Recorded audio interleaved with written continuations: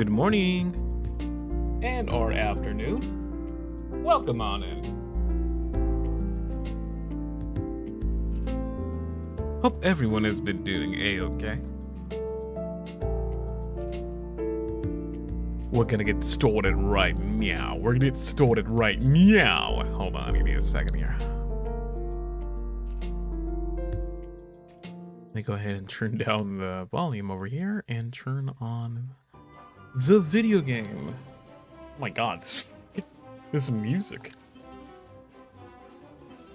Ah, oh, Jesus. Good morning, everyone. Hi, I'm over here mashing the A button. Did not realize what I just did.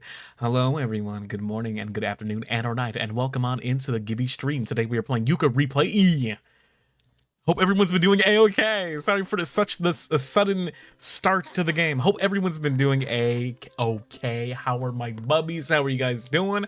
My name is Goldbullet, CQC expert, weapons specialist, and head sniper of HOLOSTARS English ARMIS, of course. And today, like I said, we're playing some Yooka-Replaylee. I've been playing a bit of this game in my own time. I really want to play it for you guys because I want to share my thoughts and opinions on this game. But of course, before we talk about the video game and all the extracurricular activities I've been doing, because I got a lot to talk about that's on my mind. How are each and every one of you doing? How are my bubbies? What was for lunch? What was for breakfast? What was for dinner? What was for brunch? What was the in-betweens? What was for the snacks? And what you been doing today? How was work? How was class? How's everything going? I got Lil listening to a game BGM and totally forgot and heard your voice in the other room. That's terrifying. You hear me, Gibby, in the other room. Hopefully I didn't scare you too much. I just woke up. Hey, good morning, good morning. Seafood Alfredo? Ooh, see, gave me some of that. Hey, Summer, thank you so much for the 12 months. 1 year. Hey, 12 months, baby. I'm doing all right. Give me mama. I ate spicy tenders and mashed potatoes for dinner. Ooh, that sounds good. That sounds fantastic. Let me turn up the volume on the game just a little bit. Hold on. Give me a second here. Let me turn it up a little bit here so you guys can hear it. I had a chicken sandwich. Fuck yeah. I had rice and tuna. That's undefeatable, by the way. That is the combination of all time. Rice and tuna, my actual beloved. If you are like running low on money and you're like, damn, I gotta buy the buy. I gotta figure things out. I want to buy something good, but not too expensive. Rice and tuna has your back. I swear. I put my hand on my chest and I swear an oath to only eating that. It's really good. Congrats, B, on the new job. What? B, you got a new job? Hey, let's go. I hope it treats you well. You deserve to be treated well in a new position like that. May it treat you very, very nicely. Rice, my beloved. Absolutely. But seriously, B, baby, congratulations. Congratulations. Yes, a couple of you were asking, I think I saw Bubby in here say, is this like Banjo-Kazooie? I'm gonna get right into it. I'm probably gonna skip out a bit more of the dialogue because I'll let you guys, if you ever see if you like what you see, I would recommend getting it so you can read slowly and play the game at your own pace. For me, I have already played this game a little bit. I haven't played too much of it, so I'm just skipping through the dialogue. It's a lot of fun. For those of you who are wondering what this game is and why is it called Yooka-Replaylee, this is in fact a remake of the very first game that they had called Yooka-Laylee, and it was a platformer similar to that of Banjo-Kazooie, and I had a lot of fun with it. But it was in a pretty rough spot when I had played it originally. Yooka-Laylee on release was buggy. I ran into some really big game-breaking issues, and it was, truthfully, it wasn't up to snuff with most platformers, and it wasn't as good as Banjo. So I can like, if I'm being honest, I don't want to be mean to these individuals, obviously, because they've outdone themselves with this remake, in my opinion. I think this is the way it should have always been, because I absolutely adore this game. But very quickly, before I yanter on about my nerdy antics, thank you so much, Far Turtle, for the 12 months. Happy 1 year. Wow, we gonna honk shoe me land. Have fun, Gibby. Love you, bubbies. Thank you so much for stopping on by, and thank you for the 12 months. Holy moly, that's a lot of months. A lot of year bubbies coming on through, I'm noticing. And to be fair, we are near the end of the year. We're not too far away from Halloween. Like, not to kind of like change topics, but the fact that we are nearing November and then soon December, it makes you wonder how quickly things are running this year. It almost feels too fast. Like, I'm not complaining. I'm not complaining the slightest. I think this year's been very healthy, very fun, and interesting, and we've done a lot in this year. But just the fact that we are going to be heading into January, and soon, guess what? We're gonna have a new Holo Expo. It's like, damn, I was already at an expo. Like, things in this idle position are, it's like living in the fast lane, honestly. There's not a slow day in this life. Time flies. I'm gonna have to watch a Scream movie before the end of the month. Yeah, I mean, Halloween is next week. Holy shit. I cannot believe that. I'm not too sure if I'm doing anything for Halloween. Are you puppies trick-or-treating? I know I'm too old to trick-or-treat. I'm the guy who's passing out candy. We do something over here called trunk or treat. It's a bit more safe. It's a bit more family friendly and not as, I know it sounds weird to say that Halloween is dangerous, but it kind of is now. It's not the way it used to be. We're gonna go ahead and skip this dialogue. Once again, we're skipping dialogue because I would like for you guys to buy this game and support the publishers because they are really, really cool at what they do. And they are very goddamn sweet. I know trick-or-treating. Yeah, trick-or-treating is exactly what you would imagine. It's like you're doing trick-or-treating, but it's in like in a nice plaza. Sometimes it's in like a big lot and everything. And you give, of course, candy out to children, but it's in your trunk, and it's a family-oriented community kind of like event, and it's really, really goddamn cute. It's super cute. Oh. There was a trunk or treat at my elementary school for Halloween. I'm going to therapy. Hey, you know what? Any goddamn time is good for therapy, in my opinion. Spent 3 months watching hundreds of horror movies, and then I don't do anything for Halloween itself. I feel like Halloween is always, I always treated October like it's an all-encompassing horror thing. Like, I don't watch a horror movie specifically on Halloween. I watch spooky movies, spooky media, spooky videos, YouTube, this, that, movies, books, you name it, games, through the course of October. And on Halloween day, I usually like to like pig out and just eat a bunch of fucking candy, go ham wild. And you know, this year I think I'm gonna be grabbing some dinner with some closer friends, and we're gonna have a good time at a restaurant that we plan on going to. It's gonna be really goddamn sweet, and I'm excited. We don't celebrate Halloween here in Indonesia, some small events and malls and whatnot. It's funny, thank you for mentioning that, because there are times where I keep forgetting that not everyone celebrates like Thanksgiving or like Halloween, Christmas at different places in the world. Also, Nita, thank you so much for the 22 months. Hi, mama. Damn, it's been almost 2 years. Seeing that big 22 is frightening me. Seeing that big 22 is really scary. All the build up to Halloween at the very end. Yeah, it kind of like, one thing that I do like about Halloween, and this is just me being an absolute big boy, but of course anyone would tell you the best part about Halloween is when Halloween ends and then every store ever has like candy on sale for like the cheapest you've ever seen it. And me being the petty pincher that I am, I have to hop on that gravy train and I absolutely just buy a fuck ton of candy. And I'm like, hey, you know what? If this candy's in the bargain bin, it's going in my tummy. I do not give a shit. Nice. Hey, Sonic, ever been to any crazy, well, adult Halloween parties? I think the Halloween parties I've been to have always been like, you know, actually quite tame. I'm not really big on the culture that is like cultivated around Halloween. For you guys who do not know, I'm very much a giant American. I'm a big boy. I land of the free, home of the brave. But honestly, there are times where I wonder, most of our holidays over here in America, in Badlands America, it boils down to drinking, smoking weed. It's just like, it kind of bums me the fuck out because rarely do you ever see a holiday traditionally that's celebrated like as it should be culturally. But over here it's always like Halloween, it's an adult Halloween party, we're doing drinking and do a little smoking the weed. It's just like, that's not my vibe, you know? Like, I don't mind drinking, but I feel like people kind of use Halloween, like most adults I know in my space use it as an excuse just to get blitzed, which there's nothing wrong with that. But for me, like, a Halloween party is like, hey, you kind of, everyone brings their own food. It's like a potluck or something. You bring what you can and watch a spooky movie or two, maybe gather around and like talk a bit more about like some spooky stories, share them, and have a little bit of drinking. But a lot of people, I mean, come on, like, people are really there for the drinks and the weed, like, let's get high. I'm not about that, okay? But I'm not gonna yuck anyone's yum. That's not the way that I celebrate things, but you know, I could be very much lame. That's probably a possibility. I don't know.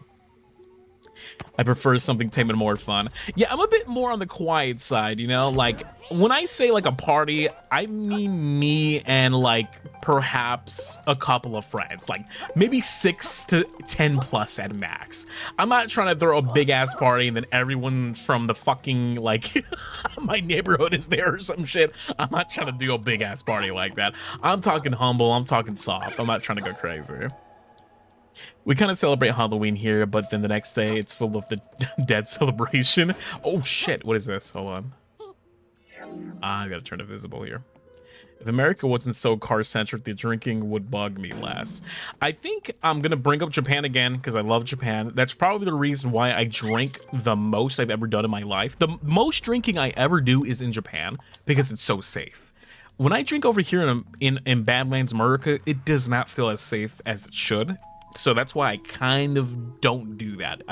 The bar scenes over here are weird and they're not safe. You have to be around friends, and doing it alone I genuinely don't want anyone to do that.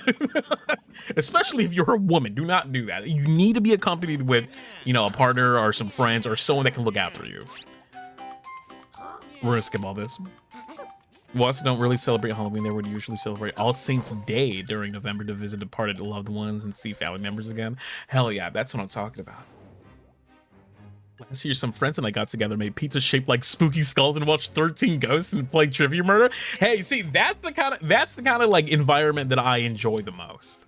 I like the kind of environment where it's like you're playing games and you're doing silly shit, and you know, everyone's just doing their own thing, kind of vibing, you know. I like that. I like that a lot. But for like adult parties, I've never really been invited to like an adult party because I've declined for sure. But there are times where I knowingly am like, oh, those, I don't know who these people are. They're strangers. I don't know. It's nice to get an invite every now and again. But for most of the occasions, I tend to kind of like stay within my own friend bubble and keep it at that. Honestly, I have nothing planned for Halloween, but we are planning Dias de los Muertos. Oh yeah, you know what I mean. I feel like Dias de los Muertos is like, I feel like a cherry on top of like spooky times, because it's more like a celebratory kind of like Day of the Dead. Like you're kind of like almost like Thanksgiving in a way. I feel like Thanksgiving and Dia de los Muertos is kind of like alike in many ways. Thanksgiving is the big one for me though. Thanksgiving will forever be the biggest one for me. I've been to college parties a few times. You really need at least your friends to be with you. Yeah, because you're gonna run into like a weird douchebag. That's the one thing that I don't like about parties where you don't know everyone, is that you're gonna run into someone that you legitimately do not vibe with. And I hate that awkward tension, man. I mean, I've been there before. I've been like in a situation where it's like you kind of have to deal with someone you really don't like at a party, and you're just kind of like, oh, whatever the fuck, you know. But you shouldn't have to deal with that. I don't like, you know, being around strangers for sure. I'd rather it be a very conventional, like family to friend related activity. I do not want to be near anyone's fucking like, no, trust me, this guy's really funny, but he just happens to be a miserable fucking douche. Like, I don't want to have to deal with that, you know. I don't want to have to deal with an adult unless they're like family, okay? Because my uncle, he's like the biggest drunk that I know, and yeah, he's a great guy. But would I recommend going to a party with him? Absolutely the fuck not, because I know he would piss someone off. You're so real for that. Especially there's alcohol around him. Once again, guys, I want you all to drink responsibly. If you're going to a Halloween party this year, just do yourself a favor and, you know, have a little bit, okay? I think that's one thing I've learned through the course of like being an adult is like drinking responsibly. Because there are people around us where they're just like, you know, I'm hitting that bottle, I'm getting that. And I'm like, damn, okay.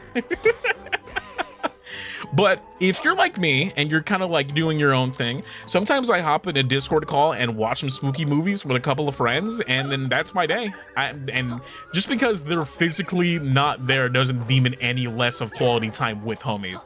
No matter how you spend your, you know, spend time with your friends, either it be in person or either it be online, I feel like you can spend Halloween any way you want.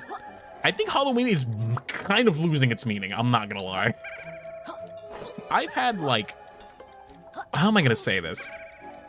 Halloween for me as a kid was the shit, but I'm not a kid no more. I'm a big ass, hairy, stinky fucking man.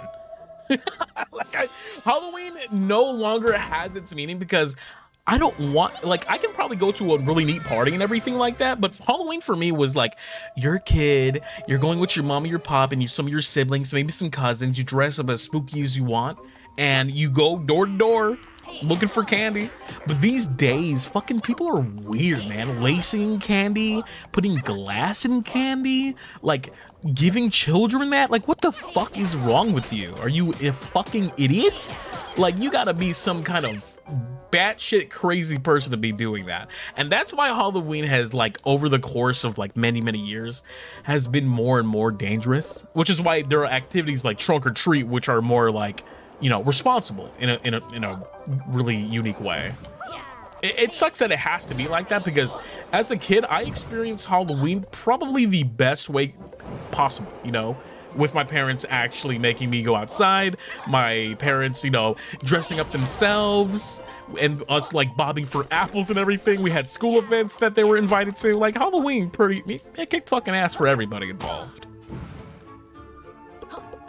I thought the candy lacing stuff was a myth. Unfortunately, it isn't. I think that's the really sad part about that, is that there are people out there who just want, I guess, the world to burn. I'm like, yeah, you're so fucking cool that you did that to a bunch of kids, you dickhead. Like,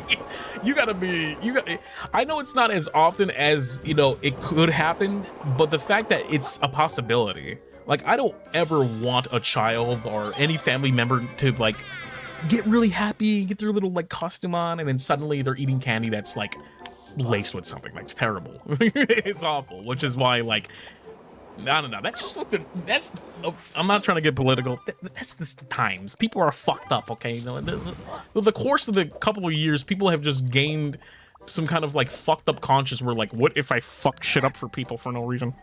I cannot wait to do this. This would be so great. I'm gonna wake up and be absolutely fucking demented. I'm so cool. Fuck off. Man, that sucks.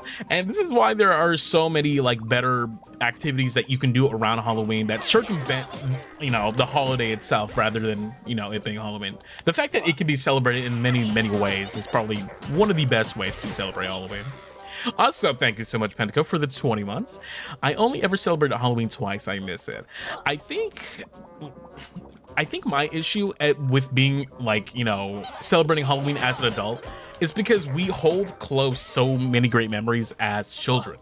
And they're kind of hard to let go because everything as a child is like the best shit ever, right? Like, everything as a kid is like 10 times more enjoyable, and then as you grow older, like, you know, you kind of have like this guard where your sense of expectation is like lowered. When you're a kid, you're like, yeah, fuck your candy, let's go, baby. Most trick-or-treating I participated is with a close group of areas. Yeah, I think my tradition is simply like eating a bunch of fucking candy, watching spooky movies, hanging out with some friends, and calling it a day, you know? I think that's where I find enjoyment in most holidays. It's just being around people.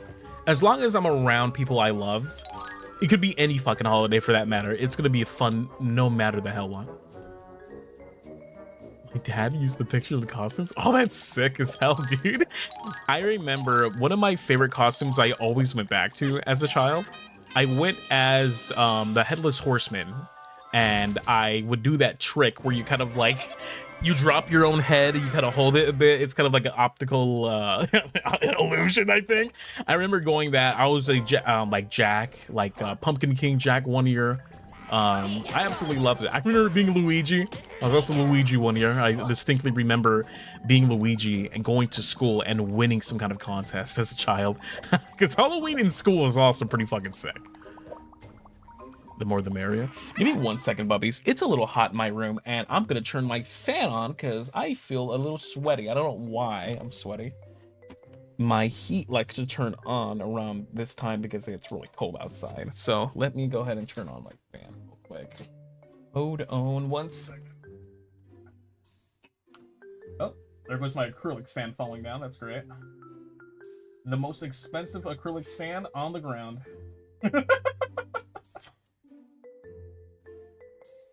All right, there we go. If you hear my fan, I totally apologize. Stay cool, mama. I'm trying to. I'm sweaty.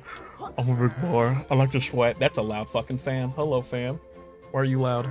There we go. Yeah, so it's been getting freezing at night. I don't understand my weather anymore. It's like whatever the hell it wants to be. Like, we had one of the fucking rainiest days imaginable on the planet over here where I am. And then the next day, it's like sunny as can be. The fucking sun's out, it's beaming, it's hot as shit. And we're in the middle of October. And for some reason, it's like reaching near 70s. And I'm like, okay, that's great. Ooh, what is this? Hold on. Oh, I gotta follow the symbols. Okay, what is this? That kind of looks like a weird elephant or something. Okay, that looks like a foot. Okay, look at that. That looks like a little sandwich. I think that's like a little sandwich, a little burger or something. And that looks like a guy with cool hair. There we go. The weather is gotcha. You look outside, the weather is gotcha, and it takes your fucking money away. It takes your credit card. I thought you always had the fan on. It's weird here. Where I live, it is weird. I could crack open my window and just get some cold air in here. But the thing is, I am very fucking loud and I don't want to wake up anyone on the outside. I have neighbors that live close by. I don't mind the rain though. Rain's nice. And it comes with October. It makes sense. But where the fuck is my snow? This like 70s, 80 to like 80 shit, I'm done with it. We're in the middle of October. We should not be having days where it feels genuinely hot. I'm so done with this shit. Like, I'm sorry, but I know Ruze just came back. We're gonna have to start Christmas posting immediately. What is this? What am I doing here? Let me see. Okay, yes. I don't mind Christmas early. As a matter of fact, who gives a fuck about Thanksgiving? I am so pissed. That's a joke, by the way. I love Thanksgiving to bits and pieces. The fact that so many goddamn like commercials and companies just zoom by it. They're like, okay, Christmas time.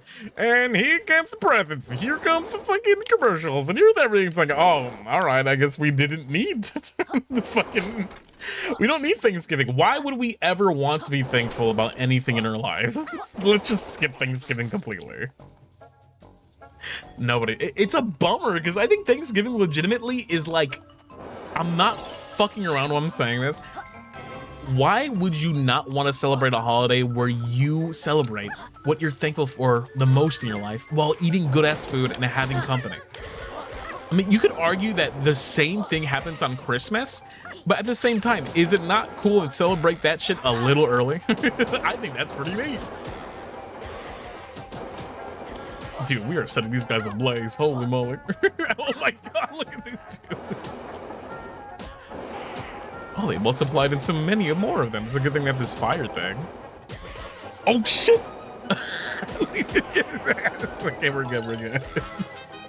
Nice.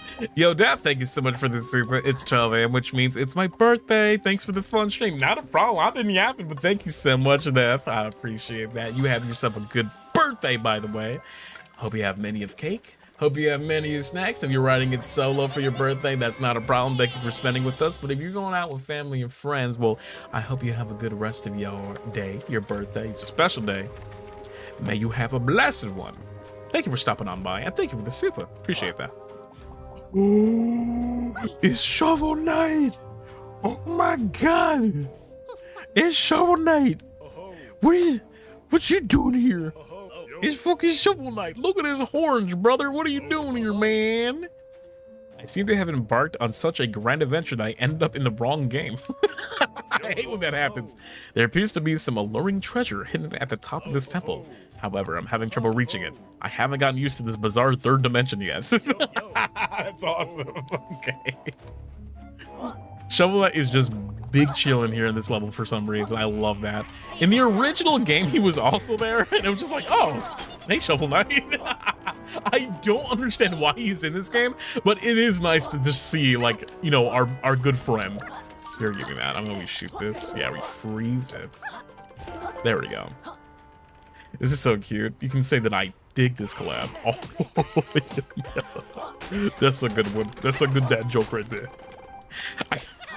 I feel like I've been everywhere in this conversation, just yapping. That's the nature of me just being a person. But to kind of talk a bit more about Yooka-Laylee, because I was talking about it before I just went on like I usually do. But when this game had released, it was during a time where I believe the developers, or some ex-developers at Rare, ended up leaving and making their own company, which is Playtonic, and they decided to make their own game similar to that of Banjo-Kazooie, because Lord knows why Rare currently has yet to do that. No one really understands why modern day Rare just doesn't rehash a brand new Banjo-Kazooie. They'll still feed us a lot of like figurines and toys and merch and all this fan gamer stuff, which is nice. But I think everyone realistically just wants a brand new Banjo-Kazooie game at the end of the day. But once again, this is me yapping on. Yooka-Laylee came out, and it was a successor to the Banjo-Kazooie series. Since Playtonic at the time was an independent company, they made their own game similar to that of Banjo-Kazooie, and I was excited. And most people were very excited, much like myself. And I remember supporting it on Patreon. Was it Patreon? No. It was Kickstarter. It was Kickstarter that they began on, and they had like a fund that you can go to, and depending on what you did, you can throw rewards their way, which was all really fucking cool, and you got some really good benefits. Of course, you also got like a toy box demo, which let you play the game like in a toy box. You could just mess around with the mechanics and play as the characters, and it was really cool. It gave you like a good like reason to want to get nice and excited for the game. It kicked some ass. And then the game came out, and it was all looking very promising. Like, it was like the old developers are getting the band back together, and the same people who made that game are going to be developing this one. It's going to be the shit. And it really did seem like that. And it was like, damn, okay, this is going to be one of the best, like, collectathons I've ever played in my life. And then the game came out, and this is me, you know, doing my best to be as respectful as I can. Because I don't want to just hide my critique just because I have friends who work in the company and everything like that. I want to be honest, and I want to be truthful about my first experience with the very first game, and it was rough. It was very rough. I ran into several game-breaking glitches, which was a bit of a bummer, and it was honestly a little too big for its britches. They did some weird world expansion thing, and it just seemed to be like massive and empty. And it was a little infuriating. It was frustrating, and it did not feel like the game that it was promised. I was looking for a very like game that was similar, a very linear, maybe somewhat like unique spin on the collectathon genre.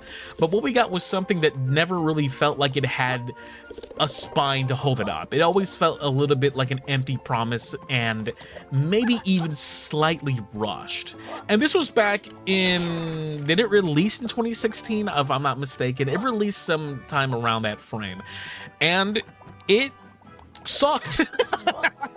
2017, there you go. 2017 is when it came out, and I wasn't a fan of it. I played so much of the original Yooka-Laylee that I was devastated, and it really blew my mind that how unfamiliar it felt, while also being something that felt very close to home.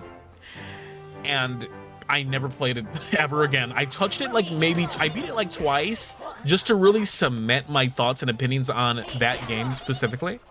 And then I was like, why am I playing this game? Like, why am I doing this to myself? But Yooka-Replaylee, from what I have played, from what I'm showing you, is a much different game. This is what it should have felt like from day one. And one thing that I will say about Playtonic, like, I don't want to make it seem like I'm absolutely just demolishing this amazing company, because I think they've made fucking amazing games. Because, funnily enough, the second game, Yooka-Laylee and the Impossible Lair, was the best game I've ever played in my fucking life. I cannot tell you enough. If you have not played that game, if you're a big fan of Donkey Kong Country, you need to play Yooka-Laylee and the Impossible Lair.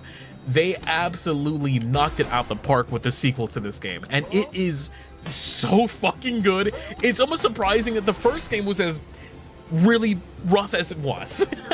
Like, it makes you think, like, what happened?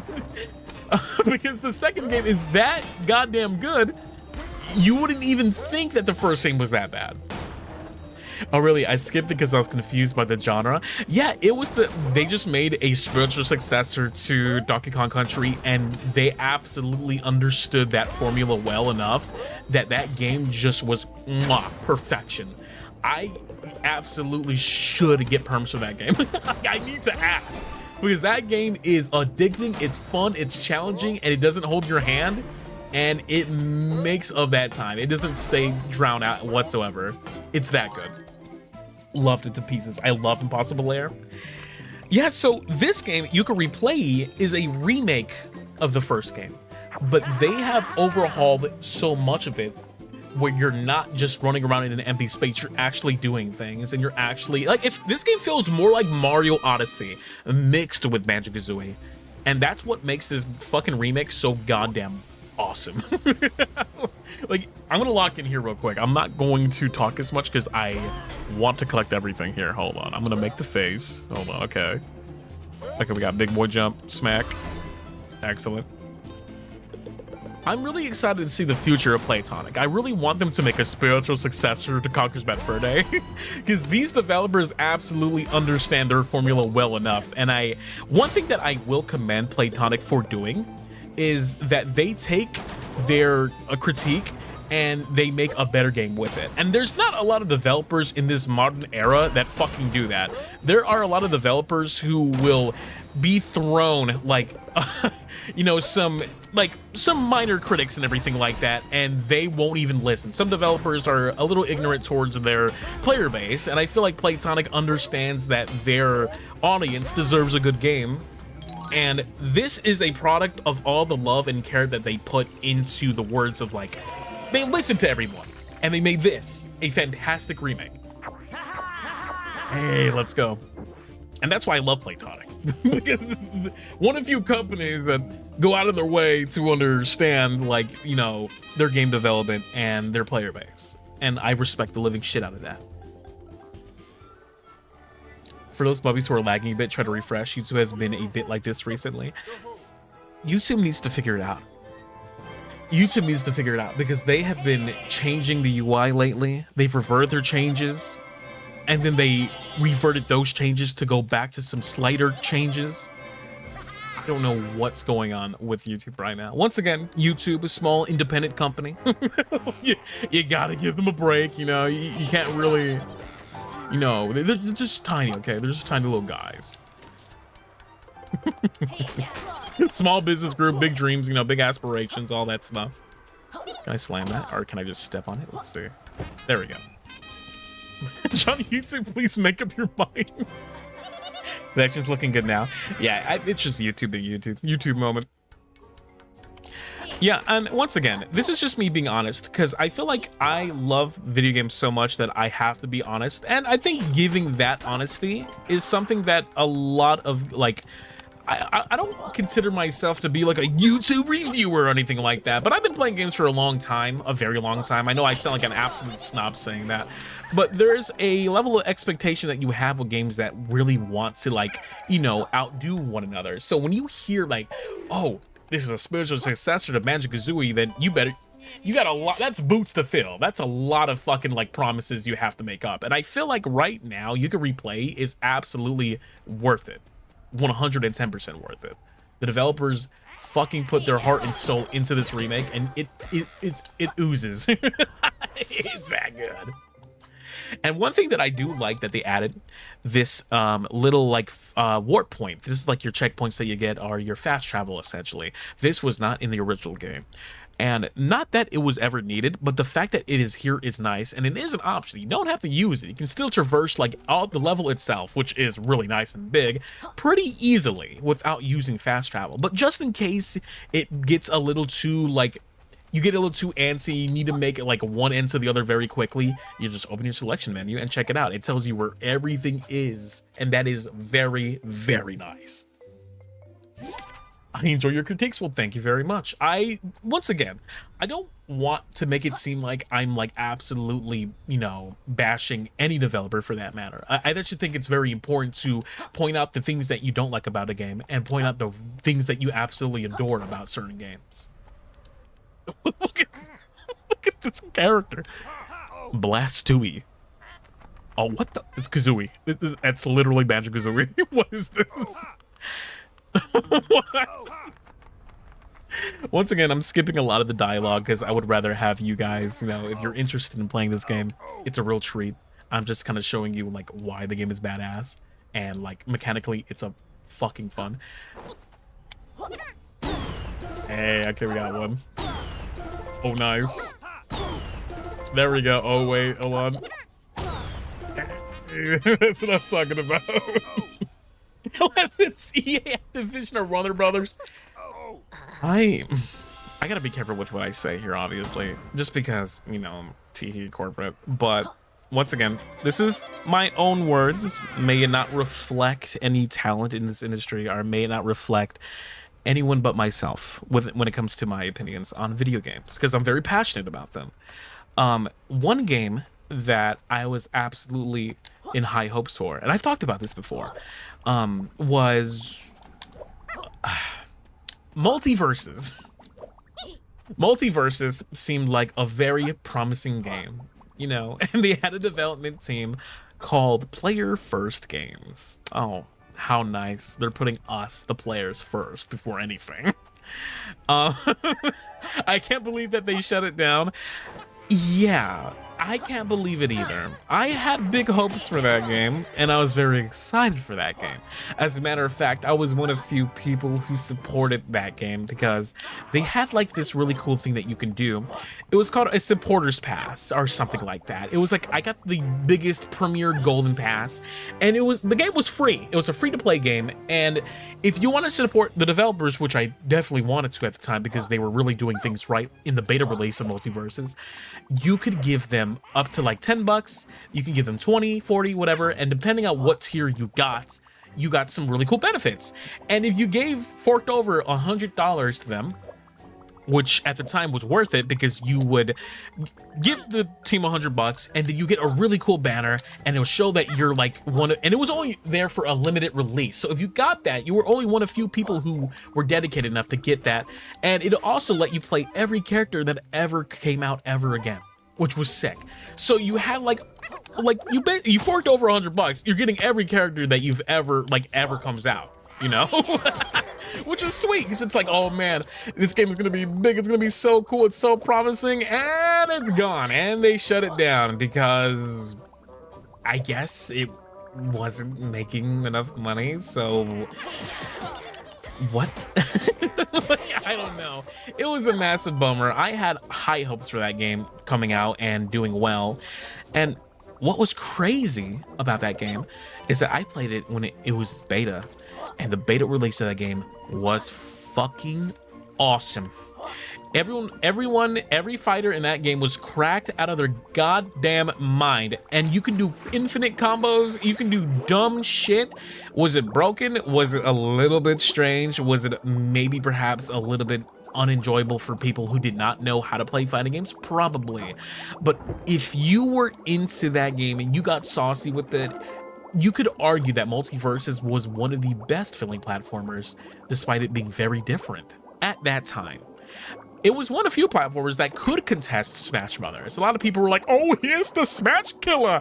This is the Smash Brothers killer. It never was, you know? If it was going to be that, and it clearly had never gone to that point where it developed so well enough that it became like bigger than Smash Brothers, but it sure as fuck felt like that at one point. Wasn't the beta so good? Yeah, it was excellent. Like, you could actually do some crazy cool combos and move, and if you thought of something in your head, you could probably do it. Like, that level of execution in video games will always be the funnest. Any fighting game, for that matter. If you're playing a fighting game, and then you think, can I do this in your head, and you play it out in your head, and then you end up doing the combo, and it works, that's a really good fucking cool fighting game. But, of course, money this, money that, game wasn't making enough money, blah, blah, blah, player base dropped out. But the biggest reason why that game failed, it wasn't, and honestly, I think it could have had a sustainable audience if it didn't fuck with the movement of the game. Because when it was in beta, it was perfect. But then after a while, after the beta, it went into like this weird, strange hiatus where they were developing the game a bit more on in a different engine, because I think it was running an Unreal, one of the Unreal engines or something. And then when it came back after it was done with its beta form and its full and final release, it came back slower. It came back feeling completely new. It was a much different change of pace. It wasn't frantic and fast, and it wasn't really big combo centric. It was more footsie based, but it was also at the same time watered down. It felt like the game was moving at a snail's pace and the characters were floaty. Everyone could, it felt like you were on Mars. It was like, are we playing a platform fighter, or what's the point of platforms in this game if you're just fighting in the air for half the point? And it was just like, that's what killed the game off, in my opinion, was the fact that there was no sauce. They got rid of the good sauce. And I love being able to enjoy games to this caliber. I really do. Like, I'm very passionate about the games that I enjoy and play, because it's something that I do just about every day now. You know, it's something that honest to God, there has not been a day that has gone by where I don't think about a video game or I'm not excited for a video game. I have been into this community of, you know, the gaming fandom, as we'll call the community, for a very long time. And I absolutely understand the ins and outs of what makes good and bad games. And I feel like the potential for Multiversus to be a big game was absolutely there.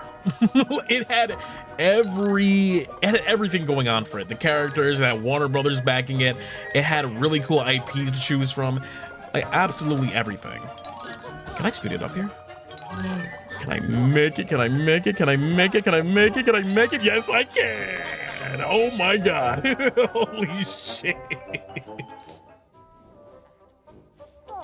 And that's one thing I feel like I want you guys to understand as well, is that don't let a corporation, don't just fucking eat their shit, you know?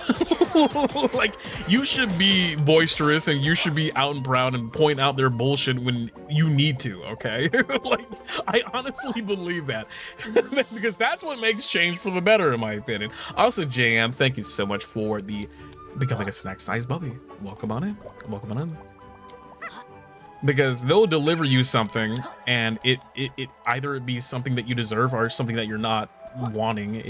It's all up to you, really, like, in terms of being vocal about what you want in terms of being a customer. Don't just consume. Don't just eat and consume. Nom, nom, nom, nom, consume.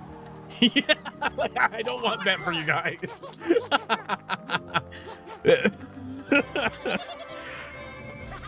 God, you're so kissable. I don't see you kissing me. That's the real shame. That's the real sad part about that, is that you say that you want to kiss me, but you're not here kissing me. So what the fuck?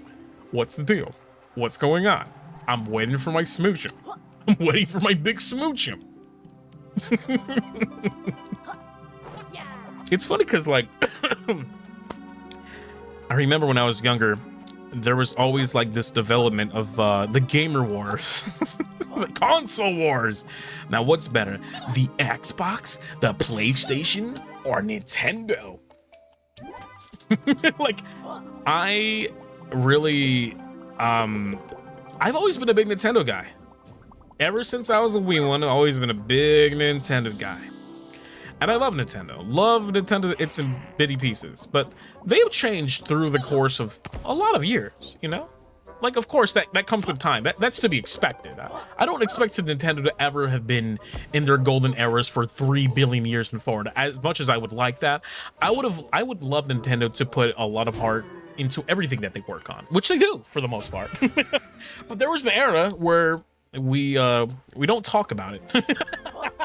Nintendo absolutely had their era where they were a little bit like, what's going on here, you know? And that's the Wii U era. I think when the Wii U era happened, it was like kind of Nintendo was trailing off into some really interesting directions. And I think at the time, Nintendo was also still very much doing their gimmicky things. Like, Nintendo, still to this day, has always been more or less like innovation at its finest. When the Nintendo Wii came out, do you know how many companies tried to emulate the exact same fucking thing? You know how, like, they're from big companies to smaller companies to independent ones, like, motion controls were such a brand new thing to everyone at the time. That's one of the biggest reasons as to why the Wii sold amazingly. Because the fact that you can pick up a controller that's wireless and you can swing it like you're boxing someone and you're punching someone on the screen was unheard of. I know that's really like nothing now. It's like a nothing burger point now because we have so much technology that's motion based now. But at the time, it sold like fucking hotcakes because of that reason, because it was such a revolutionary, like, damn, like, what, Nintendo is doing this shit, we gotta hop on this Wii. Like, there has not been one house I've been in when there is a Nintendo Wii. There's always a Nintendo product somewhere, and it's most likely going to be a Wii. And I love my Wii U. I should probably point that out. Like, the Wii U era, I know was really strange for Nintendo, but at the same time, it was probably, like, the most experimental phase that they've ever had. And I feel like there's nothing wrong with, like, doing something a bit more different. And I like the fact that Nintendo went out of their way to make the Wii U because was it a very unconventional console? Absolutely. Was it a successful console? No. But the games that were on it were one of a kind. The games that were on it were something that no other company in their right mind would have produced because it just would not sell well. But Nintendo did not, they prioritize fun. And I think that's crazy. Like, because a lot of big ass companies prioritize money. Money. Hey, this big game that's making money. I miss the motion control era. There's something about that era that I do miss. Because I remember when the Wii was coming out, my parents, we didn't have a Wii on release. We had like a Wii maybe a couple of months later. We were still with our Nintendo GameCube that we loved amazingly. Our Nintendo GameCube was like the console for us as a family. Because we would pick up and play Double Dash. We would play Mario Parties 4, 5, 6, 7. We would play Animal Crossing. I watched my parents play Animal Crossing all day. It was so goddamn sick, man. Like, I have such heartfelt memories with Nintendo because it's always been there, you know, because it's always been like a kid-friendly thing. And Nintendo at one point was like very family-oriented, but then they stopped doing that, which is good. I'd rather have them be like an all-encompassing like development where it's like not necessarily like rated M titles coming from Nintendo, but there's always heart and love there to be found no matter where you are, which is nice. Nintendo has always been that escapism for me. Of course, there are other companies that develop games that have that and stuff, but Nintendo especially just feels like it's close to home because of like the memories that I've gained just through experiencing many games with my mom, dad, siblings. Let's get that. YouTube is being bad again. What the fuck, YouTube? YouTube, I'll give you $1. YouTube, you like money? I'll give you $1 if you can fix my fucking stream. So many memories, so many childhood memories. I think one of my favorite memories, and I may have told this story already, but I think it's one that's always well worth talking about because of how sweet it was. I'll tell it very quickly because I'm pretty sure I've talked about this many, many times. But this fucking flower. Wait, I want to water this damn thing. Come here, you. There we go. We got it. We got it. That's what I'm talking about. I remember my old man, at the time we didn't have a Nintendo GameCube. We were, once again, this was at the point in my life where my parents were really, they were kind of poor. They weren't really doing the best in terms of like finances. And the consoles that we had were Flash Generation consoles. So I still had my GBA, I had my Game Boy Color, I had my SNES, my Nintendo 64. But when the GameCube came out, that was the big, you know, talk of the town. Everyone in my school was talking about getting a Nintendo GameCube. Everyone had one, of course, except for me, and I felt very bummed about that fact. And my dad jokingly, oh god, this thing is gonna kill me. I don't want to get killed by what? I got killed by this little runt? Oh my goodness. I was trying to jump, but there was like a delay. Shit. Do I have to lock in on Yooka-Laylee? Is that what I have to do? Hold on. Yeah, but long story short, my dad like kind of pranked me. I remember he was always telling me, Gibby, we can't get the GameCube. It's just too much money. I don't know, man. We're gonna have to sell all your consoles just to get it. And then as a kid, I'm like, okay, we'll do that. I just want the GameCube. Blah, blah, blah, blah, blah. I don't care about the Game Boy. Blah, blah. And then one day he was like, okay, I didn't get you the GameCube, but I did get you something else that you're not gonna like. He was like, it's like, and then he like grabbed the bag and he was like, look at it, it's not the GameCube. And I looked at it and it was the Nintendo GameCube. I was like, you son of a bitch. He was joking as if we were never going to get it, and he eventually got it for me, which was nice. And I remember that day specifically because we played Luigi's Mansion and Animal Crossing for like the entire fucking day, and it was awesome. Oh shit, wait, do what? Oh boy, I gotta lock in on this. Am I gonna make it? Hold on here. You little monster, man. Oh, we did it! Let's go! How cute. It was very cute. They had to meet someone with a drawing tablet for my birthday during high school. You know what's funny about that? I remember getting my very first tablet, and it's still the same tablet that I use till this day. Maybe not the same exact tablet that I got as a kid, but the same model and everything. I don't use like you know, you think about a tablet, you're probably thinking of the one that you put in front of you and you hold the pen to it and you draw on the screen. I don't do that. I use a USB. You connect a USB to your computer, and then you draw on the screen, like not on the screen, but through like your program that you're using for paint. I don't draw on the tablet necessarily. There's not like a monitor on my tablet. It's just a flat surface that you digitally like put your pen over. That's what I use till this day. And a lot of people like are like, how the fuck, like Gibby, there's no way that you're still drawing with that pen and tab. Like, how the fuck are you not using like a Cintiq or some shit? I never needed one. I never needed a Cintiq. And there are probably a fuck ton of like really good tabs out there, but none of them really interest me. And for me, it's always like, if it ain't broke, why replace it? Like, if it's not broke, why not? Don't fix it. That's the way that my mindset has always been like. So there's never been a point in my life where I'm like, I really need to upgrade, because I'm like, I get the job done, and I probably would do the exact same thing on a tablet. It wouldn't make me a better artist. It just would make me have better equipment. It probably would be really cool to have that, but it's not something I necessarily require as an artist. But I won't lie, there are really cool fucking tabs out there that I froth, you know, on my knees, just wishing I could get it at some point. But you know, that is also like super fucking expensive, you know? Mine broke, so I upgraded to the X Pen. Yeah, there are a lot of tabs out there that are fucking amazing. They're beautiful tablets, holy shit. Like, if you got a nice tablet, it'll set you good. Until this day, I think any VTuber, any content creator who's in the VTubing content creation space, specifically this, oh, thank you so much, by the way, JM, before I get to my point. Also, now back to my regularly scheduled indie game recommendation. You should check out Beastie Ball, wonderful little volleyball creature collector. Hey, I'm always willing to try brand new things. Thank you for the recommendation. I definitely will try my best to remember that, because I get a lot of recommendations, and that sounds like a fun one. Thank you so much, Dan, by the way. Thank you for the super. This guy is Nimbo. I like this guy's name. What was I talking about beforehand? Shit, I forgot my train of thought. That's what happens when you're autistic and have ADHD at the same time. Welcome to my world, by the way. What the fuck was I talking about? Oh my god, I've been yentering on for like 8 hours straight. What was I saying? Consecrator. Oh, that's right. Speaking about, thank you so much, by the way. Speaking of like equipment and everything of that nature, if you ever wanted to get into the VTubing space, if you ever wanted to like, you know, if you see yourself ever doing what I'm doing, which is sitting your butt down, talking to really cool goddamn people like my bubbies and sharing your thoughts and opinions, experiences, and what you're passionate about, you don't need a big ass stupid fucking PC or a big rig or anything like that, or a fancy microphone.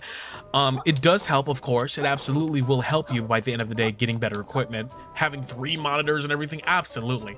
But realistically, you only need a few things. Like, you don't need like amazing equipment, next level, like fucking the CIA gave it to you kind of type shit. Like, you don't need anything like that. When I started, when I was a little indie, when I was like a little independent bounty hunter myself in the bounty hunting days of my independent bounty hunting days per se, I had 1 monitor and a Yeti microphone. I had those 2 things, and of course a PC, and a really shitty PC at that. But it was never about like having pretty equipment, and at the time it wasn't something I ever considered that would be it would be a hobby eventually, and eventually become my job, which led me here, of course. But it was never a I'm gonna fall the fuck down. Here we go.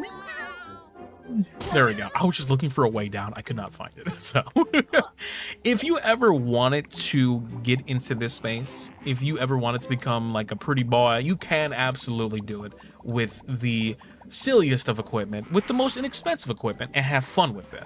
I want you guys to understand, because I know a lot of you bubbies out there are inspiring VTubers, and I absolutely want you to still do what you can to become the best of the best VTubers out there. There's a lot of us in this pool, but you should be shared, and you should be able to have that amount of fun, because boy howdy, the fact that I get to sit down and play games and talk the way that I talk with you guys and have a big fat ass smile on my face, you know, this is the shit. And I absolutely would recommend, if you're looking to do something like this, you should do it. But remember, you don't need fancy equipment. I didn't start with fancy equipment. I still don't think I have fancy equipment. Like, when it comes to like my microphone setup and everything, it's pretty okay. My audio interface isn't the best, but that's all right, because I'm having fun. You're such good vibes. Thank you. That's very sweet of you to say. I'm gonna lock in now. Hold on. I am sliding around. This is a little difficult to control, I won't lie. Oh shit! Yo, is brother man behind me? I know he is. Let's go. Okay, nice. Upgrades can come later if you think you want to go further. First and foremost, you need to see if it's for you. So it's keeping things simple. Yeah, you know what? That's a really good. I love the way that you put that, because when I started streaming and everything like that, when I was a little indie bounty hunter, I never had the intentions of becoming a full-time streamer. I never wanted to, like, you know, I never imagined myself sitting down and playing games and drawing all the time. I wanted to do things outside of that, but my friends were like, you should absolutely do it because you're funny and you're cool and I want to hear you more.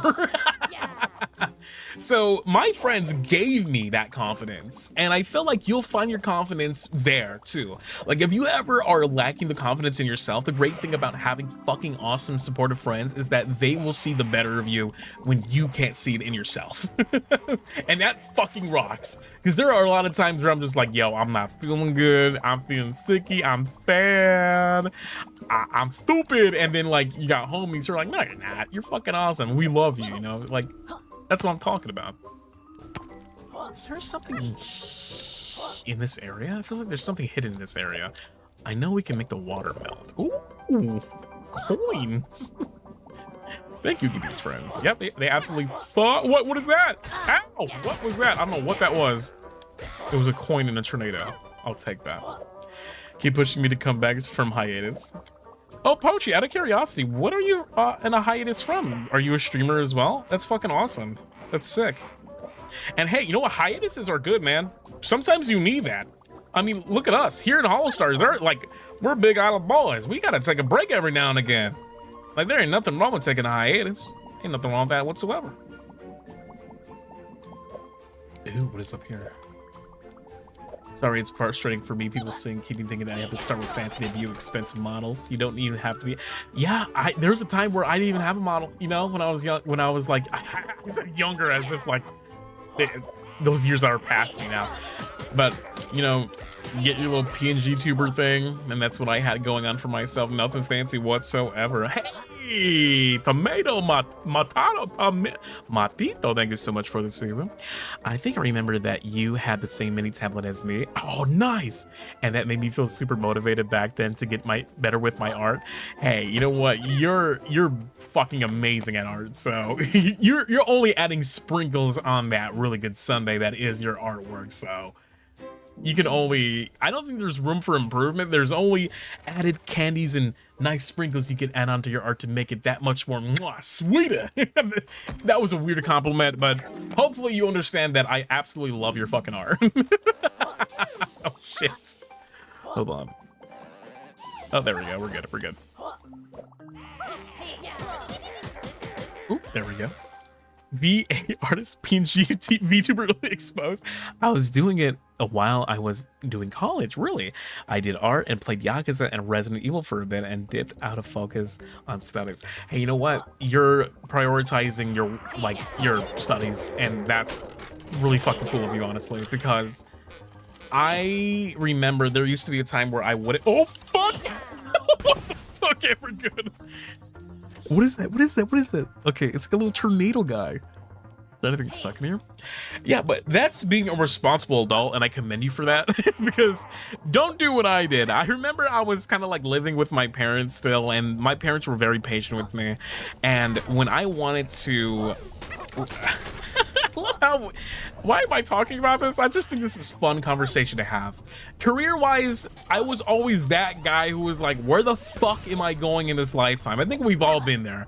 If you've been there, I want to see a raise of hands. We've all been there where it's like, what am I doing? Where am I going in my life? What do I want to do? I like playing video games. I like drawing art. So I surrounded myself with that exclusively because I'm just like, why would I put myself through something I don't enjoy? So it felt like at one point, my mom, my dad was very against the idea of me being like a full-time content creator. I remember I wanted to be a YouTuber. I was like, I really want to be big on YouTube. I really want to do all this cool stuff and everything like that. And then my dad was like, well, and this is back in like 2014, by the way. And he was like, you can't make money playing video games and talking. Ugh. You know, like you that guy. You know, very much old mindset and everything like that. And it kind of made me feel like shit because that was something I was passionate about. And at that time, it was still very much an up-and-coming thing as popular as YouTube became around that time frame. But for my dad, he was the old mindset. He didn't really believe that you could do that. You could do what we're doing right now, which is just chilling with your bubbies and hanging out with some really cool fucking people and playing a video game and just yapping. That was something that never crossed his mind. That could be something that's completely applicable for like a job position.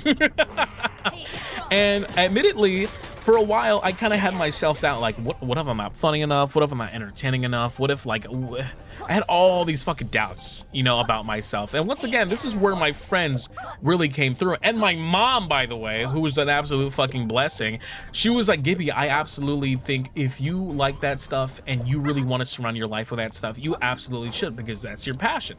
And you shouldn't ever take your passion away just because it doesn't make you enough money. Because how much can material give you at the end of the day? And what matters most, money or memory? And ever since she told me that, I was just like, damn, like that sage fucking advice that she gave me went such a long way. Because I'm like, she's absolutely right. Like, yeah, maybe being a freelance artist and playing video games at that time wasn't like the best career choice. Could I have like done something different to make buckets of money? Probably. But what matters at the end of the day to me? Something really fucking cool, like I guess like a car. Yeah, that's great, but I'm working at an oil rig that I might die in. So it's just like you have to figure out these like, you know, these ins and outs yourself. Which is like the toughest part. But no matter how you do it, you will eventually find your calling. So if you are ever confused as fuck like I was, and you're like, I don't know where I'm going this lifetime, and spiritually, I believe in this, you will find your passion will lead you to places where you probably have never thought of.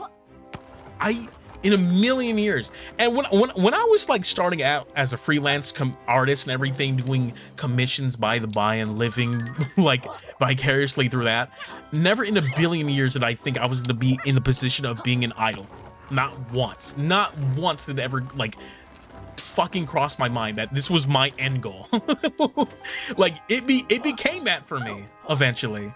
Like, and that's because I like waltzed into every opportunity. I waltzed into every like friendship, every like, you know, work environment that I've been through eventually led me to you. Every mistake and every little thing like that, I came here. And it wasn't because I had an ironclad plan or anything unplanned like that. It's because I had dreams and aspirations that I wanted to achieve that I never gave up on. So take it from me. If you feel like you're lost, you're going to find that way very quickly. You're going to find that way. This is my TED Talk, by the way. Oh, hold on. Let me grab that. There we go. That's what I'm talking about. Definitely feels like crap, feeling like you wasted through the last years of your life, though, doing nothing. Yeah, that bums you out, right? Because, like, I felt that way, too, for the longest time. It's like, man, I'm 25, dude. And like people around my age are married and they have children, they have houses and cars and fucking like they got like money to spend, and I'm over here eating PB&J, dude. Like, man, it sucks. But when you start comparing yourself to other people, that's where your envy will quickly turn into jealousy if you don't check that shit. Like, envy is like so much different from jealousy. Like, if you often find yourself in a position where you're like reflecting on other people, you're going to become a sour person. And I don't want that for you guys, because envy is okay. It's okay to be envious because who the fuck does not want a giant mansion and who doesn't want $1 billion? Everyone wants that. I'm very envious of that lifestyle, that having like being absolutely carefree, never having to worry about X, Y, and Z, taxes or all that shit. Like, basically your life is set for yourself. I would love that, absolutely. But when jealousy is when you want to fucking get at someone or beat them up because they have a better life than you. Like, don't ever turn into that character, you know? I've seen it happen, and it never bodes well enough. That kind of passion will lead you down a really strange path because it becomes more about like success and enjoyment. There we go. Me when I took a messenger stories from my college classmates, I stopped doing that knowing it wasn't doing me well. I feel like, once again, bubbies, I really want to point it out right now. If any of you feel like you're lost, you don't know what to do, you'll find your way. Man, you're definitely not alone. That's one thing that I wish I would have learned or would have had when I was there, because I was alone. There's unfortunate moments like that in my life where I had to figure things out on my own. And one of the biggest things that I feel like as I grew older that I figured out was doing like taxes. Fuck, man, no one likes doing taxes. Okay, I will admit that it's boring, it's weird. Depending on where you live, it's easier for most people. Sometimes you don't even have to lift a finger, it's deducted from you like already. For a person like me, it's like you have to go, like in this country, it's very difficult, very weird, and not fun whatsoever. And my parents, they never really taught me how to do that. And I hate the fact that they never taught me how to do that, man. I had to become my own adult, bro. Like, honestly, there are times where my parents, they did well enough, but there were times where the big boy stuff came through where I had to honestly just like learn all by myself.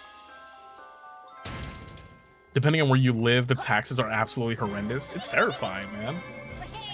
Envy is funny. Because the other day I saw a batchmate of mine be better at something, and I thought immediately, what? That should be me. I'm gonna start learning how to beat that. Yeah, see? Thank you, Simey. That's a perfect way of saying it. Because anytime I see, like, envy is such a funny feeling to have. Because once again, when you're envious, you're only quarters away from becoming jealous, which is strange to say. Because they're kind of like two of the same, they're cut from the same cloth, envy and jealousy.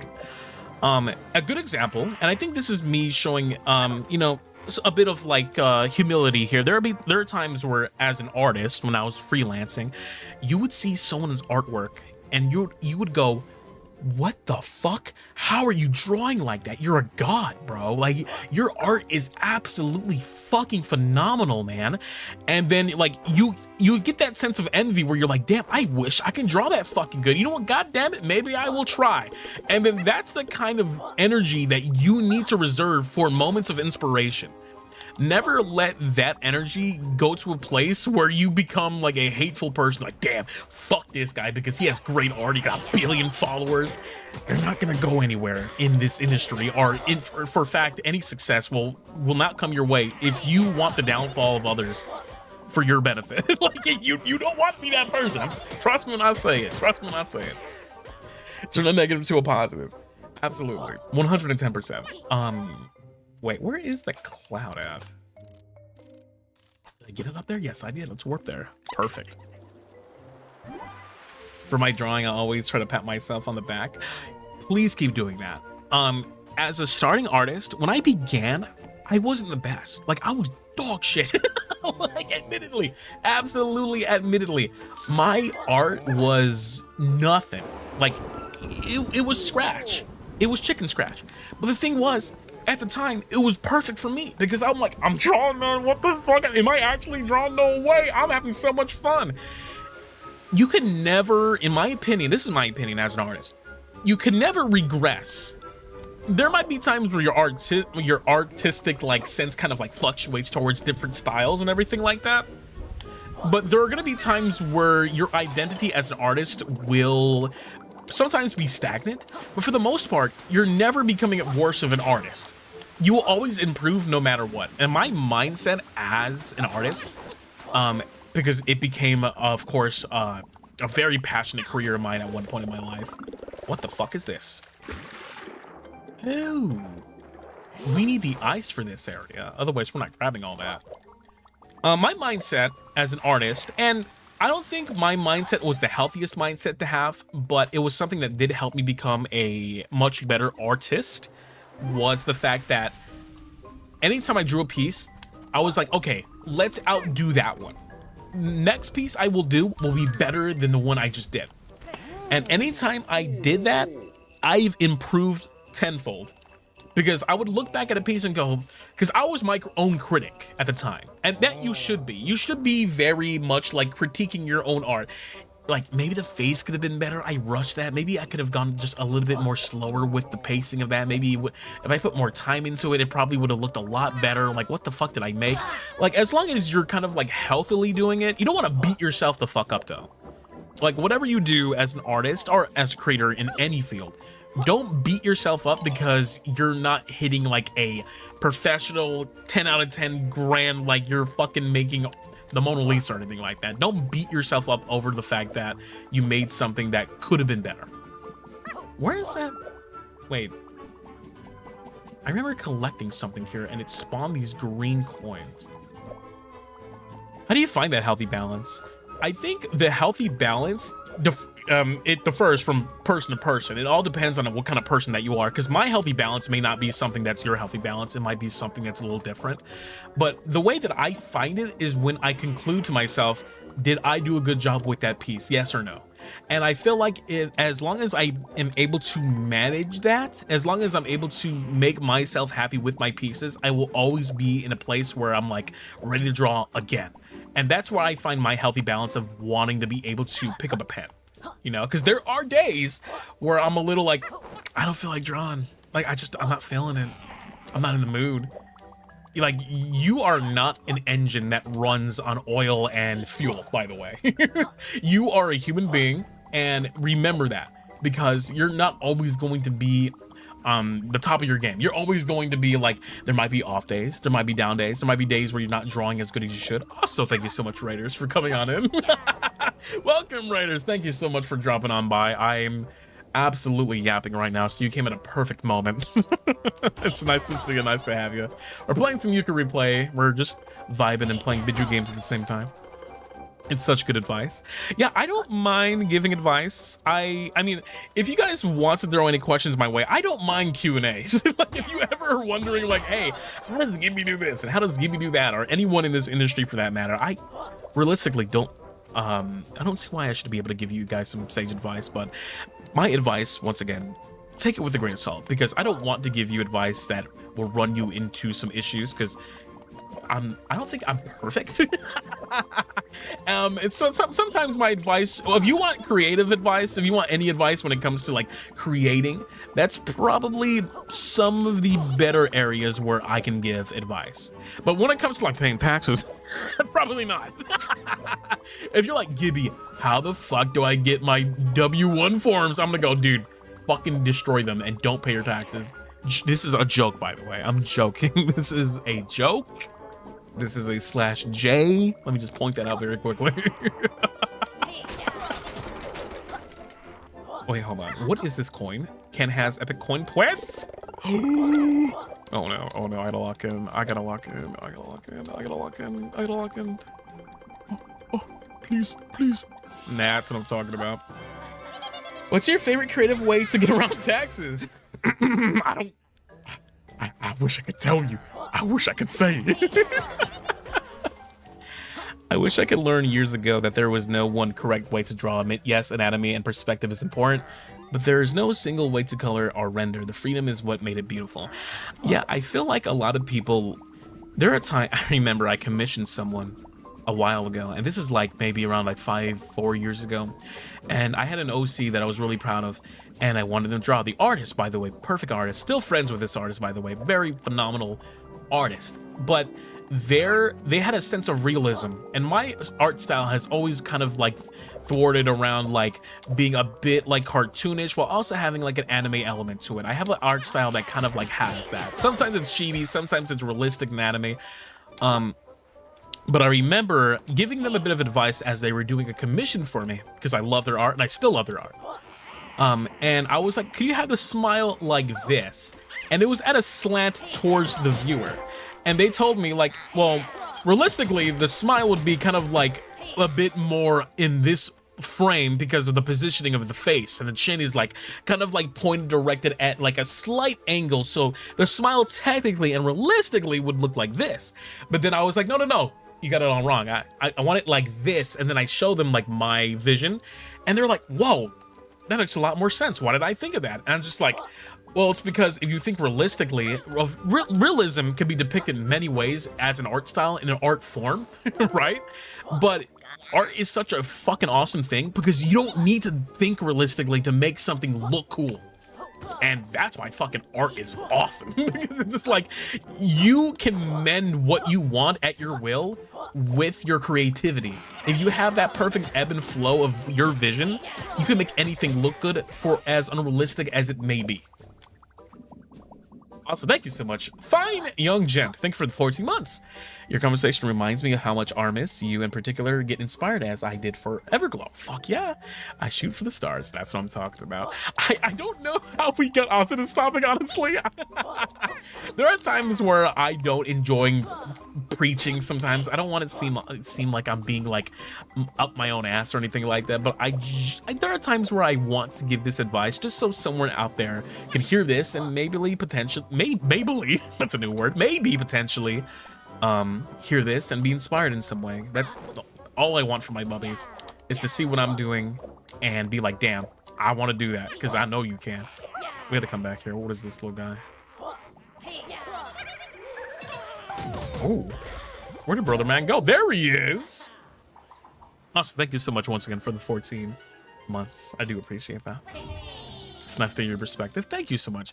But it's also nice to hear your perspectives too. Like, you guys were it's not strange to say this, but I feel very happy in the sense that you guys understand me as like I understand you. It feels like a good match made in heaven. I know that's silly. I know that's really cheesy. But you bubbies, like, the way that we agree with one another and the way that we see things are so similar, but not always similar. I think we have very different points of views from time to time, but nothing bad. It's always like we have a very discernible understanding of one another's like opinions and respectable. And I love that about you guys, because the fact that I can have this banter and be heard and be able to, you know, have this with a company makes me super happy. And I want to thank you for that. I want to thank you for allowing me to have this ebb and flow here specifically. So, pineapple pizza is the best. See, this is where we come to an absolute fucking disagreement. This is where we end up. This is our first argument. This is our first fight. Rampo. The great Rampo. Oh, shit. Is your ramp? Is that what that is? Oh, shit. So, you agree with us from the secret snack drop? Maybe not that. Maybe not that. Yeah, knock his fucking teeth out. Oh, we absolutely knock his teeth out. Holy shit. Okay, he's gonna blow us away, this son of a gun. Is this a ramp? Is that the boss? That's so weird. I almost forgot about this guy. Oh no. Oh no. It's a good thing I've been playing video games for 7 years, otherwise this would have fucked me up. Can I knock his fucking teeth out, right? Oh! Here we go, here we go. Oh, this is so fucking brutal, oh my god. Oh, where's he coming, where's he going? Okay, we got this, we're good. This is looking better than the OG version. I know, we kind of like... Welcome to the Gibby stream, where the point of the conversation fluctuates immediately. There we go. I did say that this game plays a bit more like Mario Odyssey, which doesn't mean like, oh, it's like Mario Odyssey to a T. It still has its own formula. Like, it's still very much the Yooka-Laylee that we... Oh, shit! It's still very much like a collectathon in the sense that it's unique enough not to be completely compared by either of the two. It really does have its own thing going on. I really... Oh, fuck! Get his teeth, man! Wait, hold on, hold on. Okay, we're good, we're good. Ooh. Welcome to the Gibby stream where the gameplay is our Coco Melon. Yeah, it kind of felt like often. I'm gonna be doing a lot more Zatsus just because I feel like I enjoy talking. Like, more, like, it's nice to play a game in the background and all that shit, but for the most part, I absolutely adore being able to speak with you guys, because you guys are interesting to me. I love you guys. Hey, Sai, thank you so much for becoming a big boy bubby. Welcome on in, welcome on in. Appreciate that. Get that move working. There we go, we got him. Wait, I want to see something. Can I smack his eye? Nice. A triple page, yeah. Yeah, once again, it's more to talk about more about Mario Odyssey. It's kind of like getting a when you fight a boss, you kind of get like the 3 moons in Odyssey. Very much like that. So sick. I love hearing you, yeah. Well, thank you. Okay, but those are your best streams where you're playing a game that you're sort of playing automatically and yapping to hear you out. I remember someone telling me that a lot of us in HoloStars can do that amazingly. Most of us. I think all of us can. We absolutely all can. Oh, shit! Some of us lock the fuck in. Like, there are times where, like, I have to lock in. Where I have to shut the fuck up and actually play the game so I can, like, progress. But one of my closer friends told me that I have an unnatural fucking ability just to yap and play a game at the same time. And for what I know, here at HoloStars, we just do that. And this is, like, if I'm not mistaken, that's something that you have to train yourself to do. Not everyone can do that. And for whatever reason, I always thought that it was the easiest thing. Did it come naturally? Probably. But I don't think I was ever in a position where I thought it to myself, like, consciously, I have to make this an effort to make sure that I'm speaking well enough and playing a video game at the same time. What works well for me is turning my brain off. Like, I know that sounds counterproductive, like, what? That doesn't make any sense. Like, if you turn your brain off, then things get easier. Trust me. You were an extrovert, it made sense. It's funny. What's the middle ground? An extrovert. An introvert? No. A omnivert? I think that's what I am till this day. I still believe I'm an omnivert. If that is a word. Did I make that up? Possibly, maybe. Let me see something. Okay, so we burn this guy, and that melts everything. Ambivert. Oh, Ambi? I've never heard Ambi. Ambivert? My partner is one. I absolutely am. But there used to be a time where I wasn't like that. There used to be a time where I was a little baby. It's like super introvert baby. Like, I did not like... I hated talking. There used to be a time where I was very self-conscious, you know? I think, I distinctly remember when... Oh my god, I can't believe... I guess this is showing... Oh god, what the fuck? This is showing a bit of my age here. When I was younger, I used Skype. Now, does anyone know what Skype is, and has anyone here ever used Skype? Because I for sure use Skype. As a matter of fact, I use it. I didn't use it as much as I should have. Old. Yeah, no, I'm fucking... I didn't use Skype for too long. Though.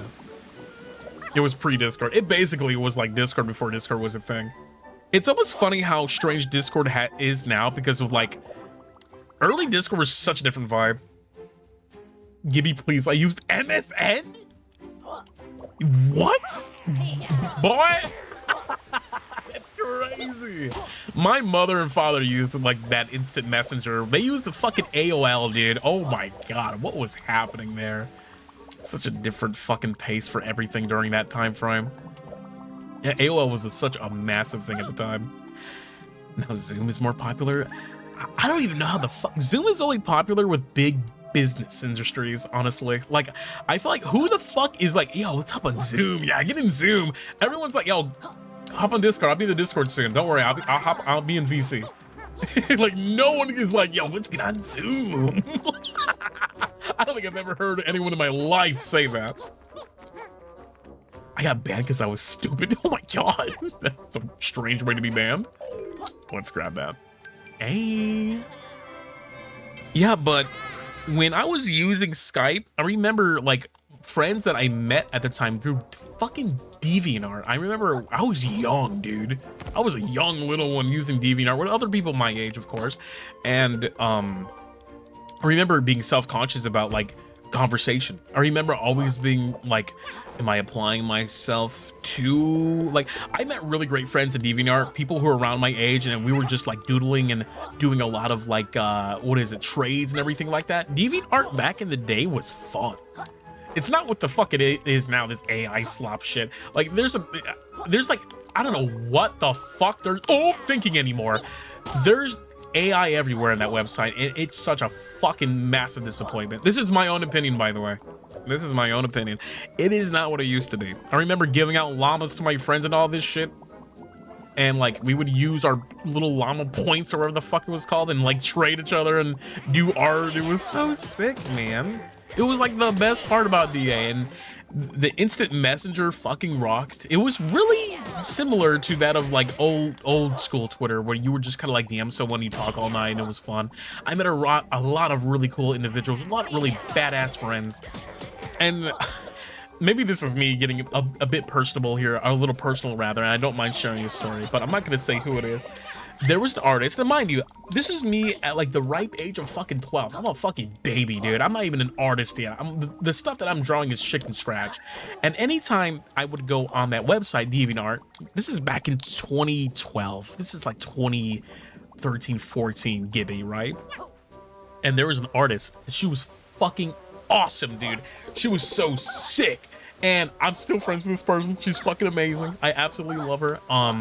We don't talk as often as we should, but of course she's an adult and she doesn't really do art as much anymore. She like works with her own kids and everything, and is a teacher if I'm not mistaken. But we lived very different lives. But as a kid, I remember being absolutely infatuated with her artwork, and her art was so inspirational to me that one day I DM'd her, and mind you, she was like 34 at the time. Like, she was like 30 something, I believe. And so me, being the little boy that I am, I approached this woman, and I'm like, in DMs, I'm like, yo, I love your art. Can I print it out and place it on my wall? And she was like, I'll do you one even better. I can give you the high resolution images, because DA at the time did not like allow certain resolution types to be handled. So I'll give you these in like a link, and you'll be able to fucking download them and print them as much as you want. I was like, get the fuck out of here. So she gave me a link, and it directed me to the highest possible quality art. It was like the original, and I was like, get the fuck out of here. And I loved her art, so I just stapled that shit in my folders. I put it in my composition notebooks. I put it all around my my room and in my books and everything like that. And I remember at one point, we became really good friends, and she traded with me, and we traded back. Until this day, she still is one of my favorite fucking artists on this planet. I wish I could share it, but I obviously can't. But she inspired me so much, like as an artist, because I always saw her work, and I wondered myself, how the fuck can I get onto that level? Where can I get to a point where I'm as happy as this person is making me? And fuck yeah, man, that's what I'm talking about, dude. I'm getting like worked up fucking talking about it. That makes me miss the artists I looked up to. My style has now inspired by the way they used to draw. I miss them so much. Yeah, and the thing is, like, we are still really good friends, and I talked to her as of like maybe 2 months ago. I talked to her. She's doing very well and has been doing fantastic. She's a very family-centric person now, and she works on her own. And you know, I really should probably message her sometime very soon and just let her know that, you know, where I'm at in my life currently. She's very well aware of it. But I don't, it's artists like that that make the difference in the community. It's artists like that that are just cool. Like, she could have ignored me that day. She very much could have been like, oh, whatever, kid, like, fuck off. Like, she could have done a lot of things, but she was cool enough because she saw me enjoying her art, was like, hey, here's some high quality images, and yes, you can print them out, you have my permission. And even at that age, I was always like very strict about permission, because that was a thing I grew up with as an artist. It was like, hey, you need to make sure that you are giving proper credit to any artist that you ever draw. So when I wanted to print her work out and place it in my room, I was like, hey, I'm asking for permission because I love your art. And I gotta thank her a lot. That was really fucking cool for her to do, man. Can we open that door? Yes, we can. Hello, everyone. Kind of lurking while I do stuff, but I wanted to greet y'all. Hey, Ryan, thank you so much for stopping on by. Appreciate that. Thank you for lurking, too. One of my favorite photographers was one I discovered via DeviantArt. It's kind of a shame the way that website is now, and maybe it's better. I'm not with DeviantArt anymore. I've never wanted to use it, and I don't plan on using it ever again, just because it's such a different environment. And surely there was a weird time frame where it cultivated some of the strangest people on the planet. Like, DeviantArt was great when it was great, but there was a time where the filtering, the maturity filter, was not the best. Like, there were things that I saw as a kid that I should not have seen as a kid on that website. Like, absolutely, 110%. But they ended up fixing it at certain points, and then they reworked it, and permissions went a certain way, and then blah blah blah, something. Now it's AI slop. So just like, what the fuck has happened? Is an MLP fan? Oh my god, that's crazy. Let me get that. I don't know. I'm not a fan of AI art. I don't think I've ever been. I don't know. I just don't. How do I say this? AI is becoming such a massive, rampant building thing that it's becoming slowly integrated a part of our day-to-day lives, and I can't tell if I'm uncomfortable with that or not. But as an artist, I'm absolutely uncomfortable with it. For sure, 110%. I don't give a fuck if like AI bros are like, oh, this guy, blah blah blah. It's just like, guys, come on, man. Like, half of the fun of becoming an artist was the fact that I picked up a pen and I fucking did it, and I made it because my brain told me to, and I can creatively put what I have on my mind on a piece of paper or on a screen. That was the fun part. And the best, like that, the fun was creating it. The best part was looking at it after you were done and saying, fuck, I did that. Typing into a prompt and going, I made that, is just like, what? You're like, yeah, technically you did make that, but you didn't create it. I don't know. I'm getting heated. I just, it's a passion of mine. I'm very passionate about art, and I'm very passionate about the fact that there are people out there just like me who can share that influence, who can share that same kind of like energy, and the fact that their AI is out there kind of like taking away from us is fucking, it's dick. It's dickery dick. Okay? Like, I don't know. I think most of us agree with that.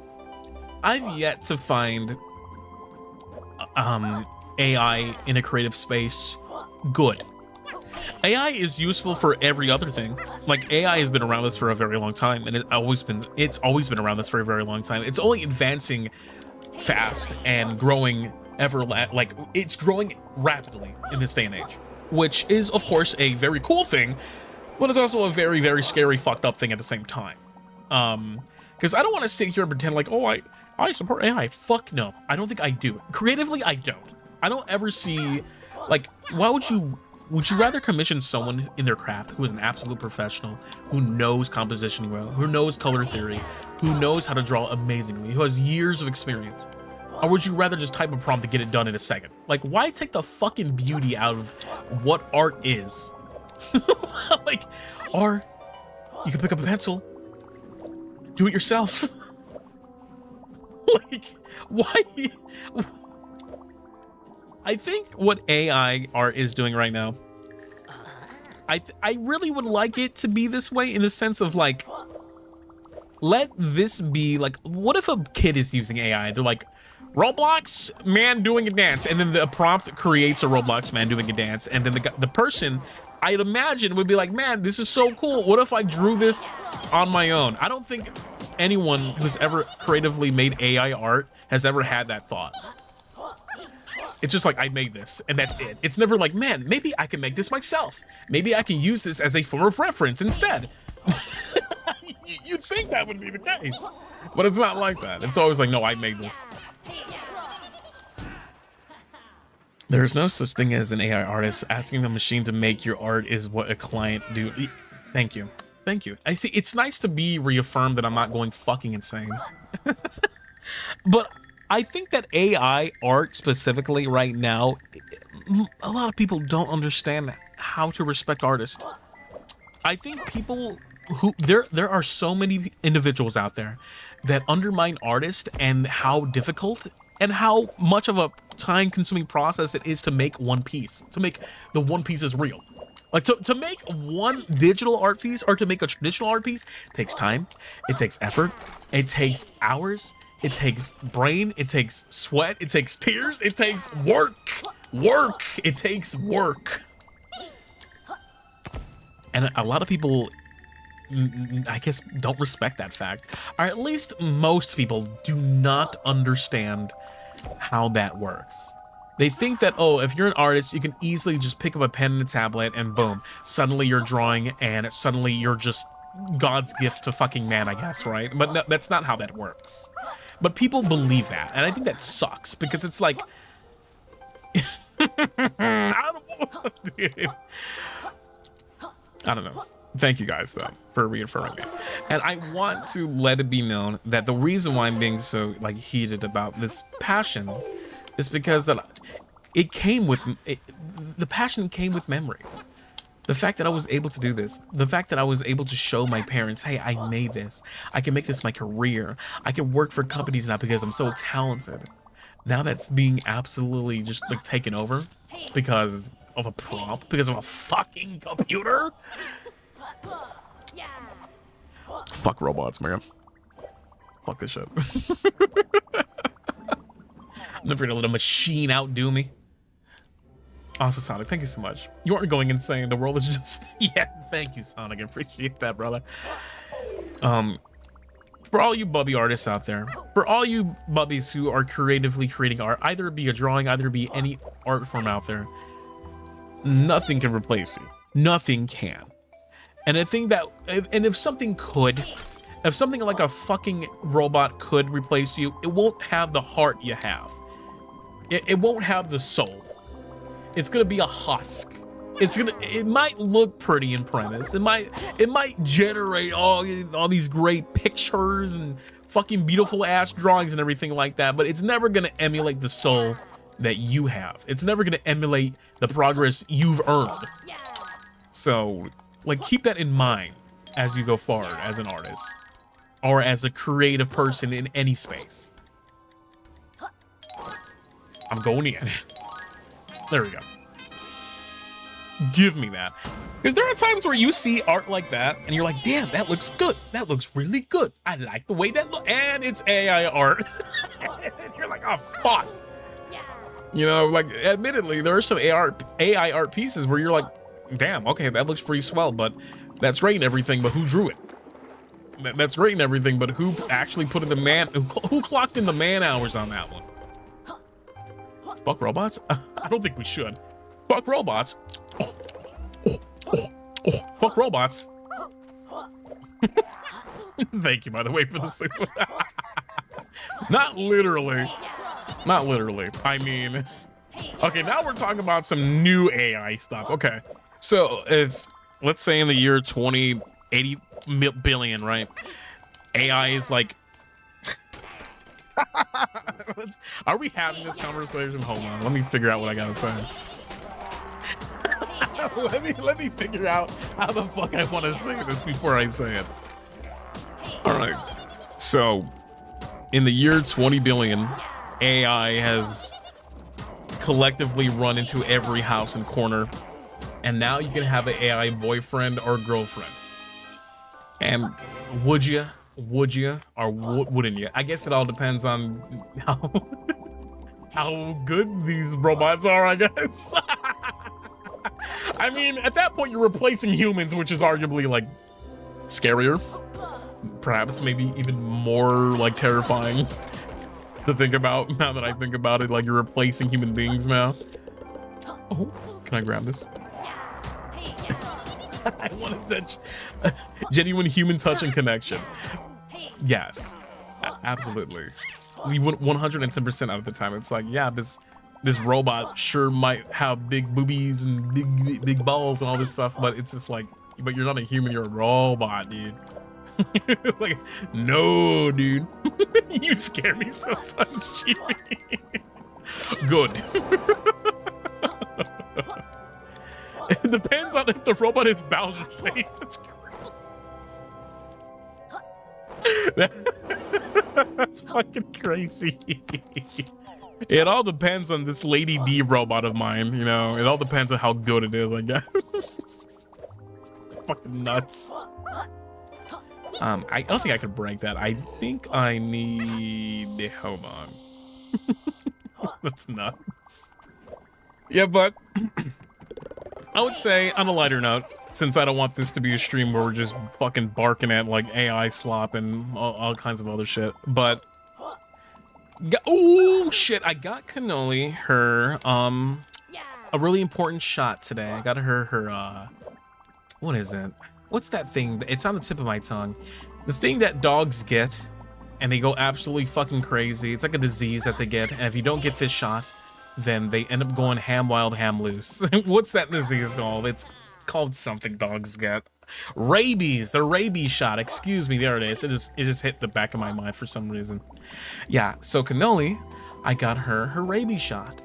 And originally I did not get her rabies shot because she didn't need it at the time, but I really want to walk her around. But the caveat being, oh shit. Uh-oh, hold on. There we go, I gotta lock it here. So the issue being with that is that I had to wait a certain time because there's a period of time where you give her shots and you don't want to give her every shot known to man at that given moment. There's a period of time that needs to like set in so that the medicine can do its thing and whatever it has to do. So her rabies shot, I've been wanting to do this for a while now, and I just got it today for her. And this means I can actually take her out to go walking and all this stuff. Because she has not really, she's a puppy, she's a baby, and she doesn't really like go outside because I don't want her to be scared. As a good dad, the last thing I want for her is to go outside with all the cars in the area and have her freak out, and then she's like, oh my god, what is all this loud noise? So she's a baby who has been pretty much secluded most of her life. I mean, mind you, she's only a couple months old, so it makes sense why she's a little spooked by sudden like loud sounds and all that. Nice. So got her shots, and now she can go outside without the risk of having rabies, which is good. I don't want my poor baby to have rabies in any way, so this was a really important shot, so I can take her out. And I decided, I decided on taking her out because much like me, I want her to become an outdoor kind of dog. Not maybe outdoor as much as I am. Like, I like jogging, I like walking, but having a nice walk with my dog would be so fucking goddamn cute and fun. Anytime I bring her everywhere, especially to the vet, they eat her up. They absolutely adore her. So I really want to be able to share her more and just have her accompany me as I walk, because it'd be nice to have my daughter's company. And there we go. So got her shot. And I'm like, hey, that's cool. And I told the vet, I'm like, thank you so much. She was a really good girl. She was a little scared, but she was doing a-okay. And the vets were like, she's so precious. Oh my God, she has such a good daddy. And I was like, oh. Oh, thank you. Very, very lovely compliment. I'll take the daddy compliment. Thank you very much. I'm not used to that, but very much appreciated. Hey, there goes that thing I was looking for. Come here, you.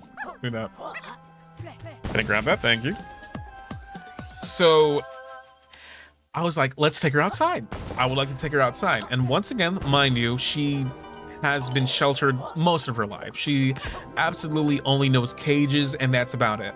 So I'm like, okay, now that she has her shot, let's take her a bit outside. I did ask the vet beforehand if it was okay. And she was like, yeah. Now that she has her shot, she'll be totally fine. You can take her out for a little bit. I would recommend letting her just sit down for a couple more weeks and then you'll be good to go. But she was like, there's nothing wrong with bringing her to a little park, and there's nothing wrong with her, wrong with bringing her to, like, you know, in front of the lawn or something. I'm like, okay, that's sick. So there was a really nice park nearby the area, and I said, hey, let's go ahead and bring my baby there. I want to go, of course, bring her out for the first time. She doesn't know what the outside world is. She really doesn't know. She only knows cages and windows right now. So I get her leash. I put it on her all nice and tight. She's not running away anywhere.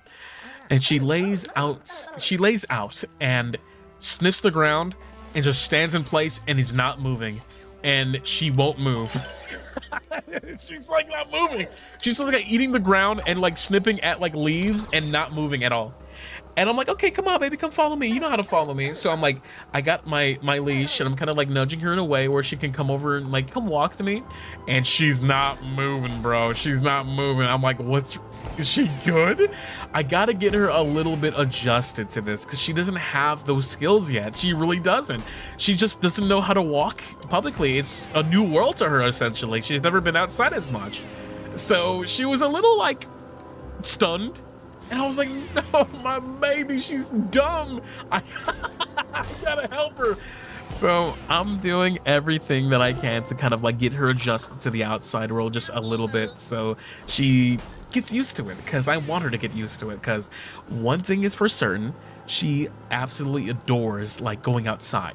Like when I go into my car and she's sitting next to me in the cage and she's looking out the window, she loves it to bits and pieces.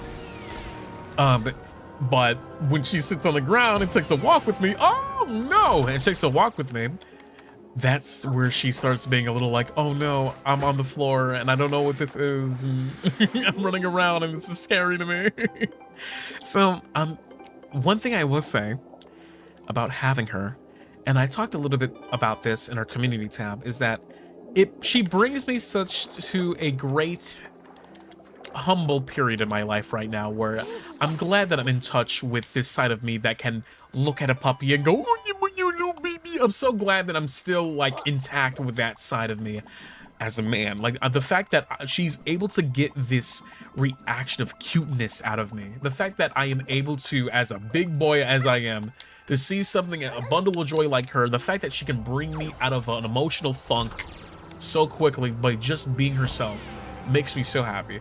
Like, I cannot explain to you guys more than I already have how much joy she brings me. She's a sweet fucking dog, and she gets on my nerves from time to time.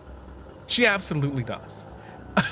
But this is because she's a baby, and I have to show a level of patience myself. I have to remind myself, because the only time she ever really gets on my nerves is when she likes to nip at the wires. I don't like when she does that, because the wires could be very dangerous and potentially hazardous to her health, and maybe even electrocute her. So there are times where I have to put my foot down a bit, and I have to kind of like, you know, use a tone of voice that's a little bit more like scary, just so she understands that, hey, baby girl, you can't be touching that, you can't be going here, you can't be doing this. And she's been doing a very good job, a very good job. She knows not to enter my room on her own. She will wait until she's told to enter my room, which is good because I have a lot of very expensive wires in here, and the last thing I would want for her is to bite on something and then suddenly something of mine is completely broken, you know? Like, I think I'm doing a pretty fair job at training her myself, but I think it might go a longer way if I find a professional at some point to help, you know, make those ends meet just a little more. Because right now she's doing good. She's very smart. She knows how to open doors by herself, which frightens the fuck out of me from time to time. She will open a door and blast it open and look at me. And it's the cutest goddamn thing ever. And she likes to do this thing with her. She's very talkative with her ears. She likes to speak with her ears. There we go. Nice. Got it. My dog does that too. She's got big floppy ones. She can bust the door down? Well, maybe not like break it down, but she can open doors in my house pretty well on her own. And it was never like that before. There used to be a time where I could lock the door and just be in my room doing my thing and be like, okay, I'm gonna go in here now. I gotta do what I gotta do. I don't have time to hang out right now, so just stay over here and have fun with your toys. And she wouldn't enter my room. She just played with her toys on the outside. But now, if she really wants my attention and she wants something, she will just go into my room regardless of what I say and break it in. She'll break in somehow. I don't know how the fuck she does it.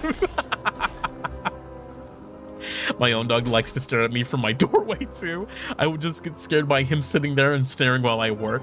There are times where she just wants to look at me.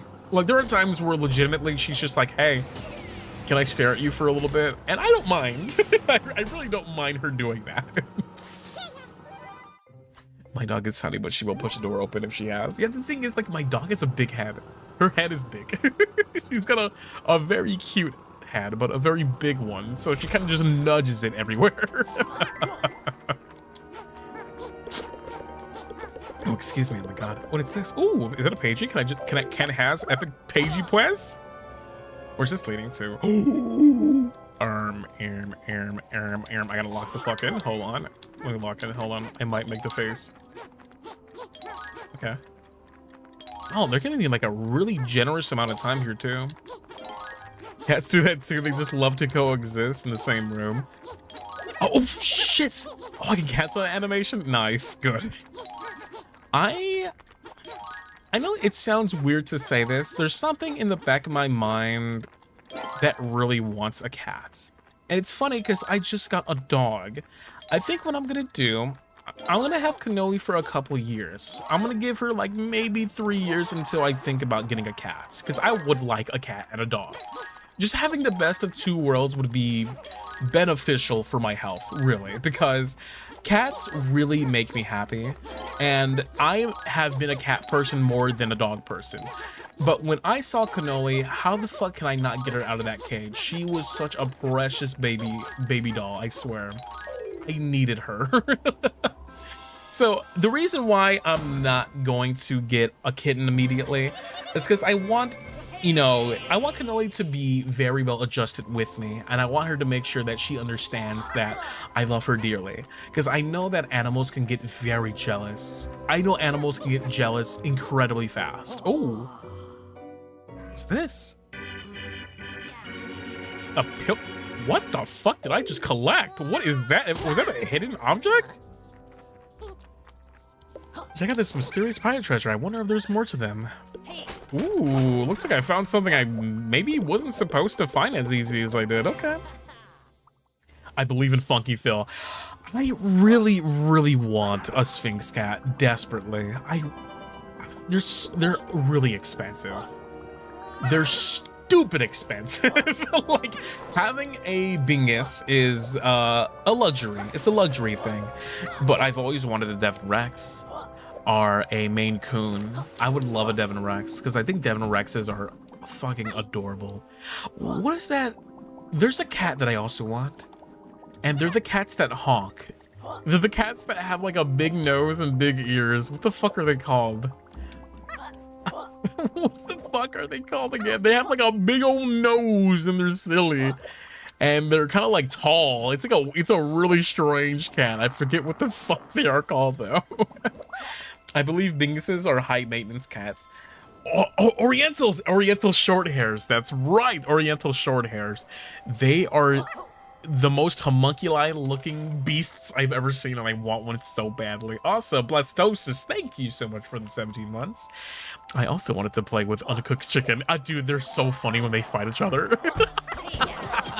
If you guys have ever seen two Binguses fight each other, it's like two pieces of unbaked chicken slapping each other. Dude, the slaps are the funniest. It is insane amounts of entertainment. I could watch videos like that all fucking day and not get tired of it. What a funny creature that thing is, man. I love it to bits.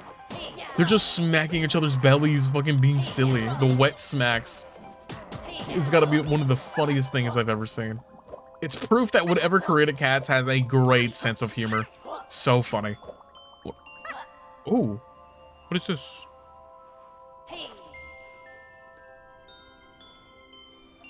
Oh, let me see. Wait, it's. Can I remember that? Can I remember that? How do I do it? Okay.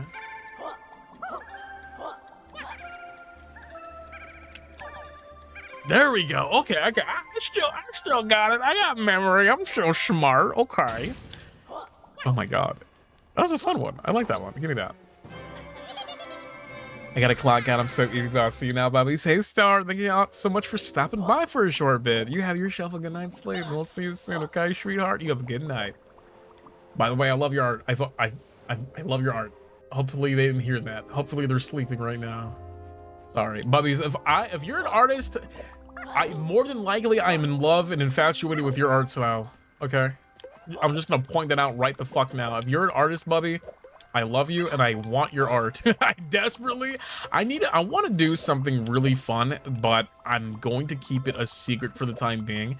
There's a really cool art event that I want to host myself that includes you guys. I think it'll be really cool, but that's a secret for the time being. But that's how much I love your art, where I'm just like, okay, I have got to do something about this. What is this area? Hold on. Give me this. Give me this. I still can't get over dinner AUGB. Diner AUGB. Oh, man, that project that you guys worked on, it left one of the biggest impressions on me. You guys, you're all incredibly talented individuals, but I didn't realize how fucking wickedly talented all of you are up until that point. Like, I acknowledge beyond that point, like, you guys were fantastic artists and were capable of doing great things, but you outdid yourselves that day on my birthday. Like, thank you guys. I can't fucking express that enough. I'm gonna get choked up if I keep talking about it. You know how easy it is to get me to fucking cry? Hold on, there we go. Nice. I can't draw you guys really well, but I love drawing Bubbies and the Holo mascots. You know what? Keep it up. Keep it up, Jen. You got this shit. I know it's not the easiest to draw us because of how complicated we are, but it is so fucking appreciated that you even attempt to draw us. But your mascots drawings are so fucking cute. So goddamn cute. Cry, cry, cry. I'm gonna do the opposite of cry. I'm gonna rewind my sentences now because of you. Oh, for you, GP, thank you. You guys are so goddamn sweet. Oh, give me that. Come and enjoy the view. Okay. Thank you for making corrupted GV. I've been brain rotted because of you. You guys are not ready for the next outfit. Well, that's if we get one, which we probably aren't gonna. Well, let's be honest, we're probably not gonna get one. It's not like anyone here has ever received the third outfit before, you know. It's not like anyone here has ever got one of those.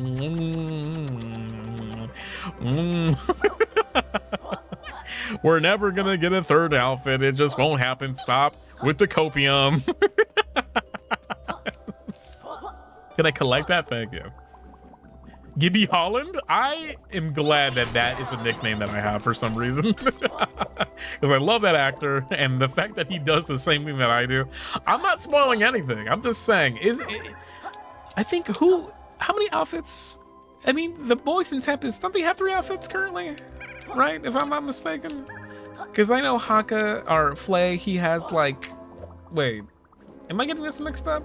Haka has 4 fits. Yeah, that's right. They have like the suit and tie, that really cute thing as well. Like, yeah, they got 4 fits. ARMIS, we have only 2 at the moment. So come on, we're probably never gonna get 3. We're probably never gonna get that. Let's be real. Oh god, I'm being pinged. Wait, give me a second. Holy shit, it's me. Oh, okay, I'm good. Never mind. I got scared just now. Okay, Raccoon Money, don't listen to this stream. He's probably sleeping. Sleeping. By the way, Raccoon Mane, I love you so much to bits and pieces. I need to tell you something about Raccoon Mane.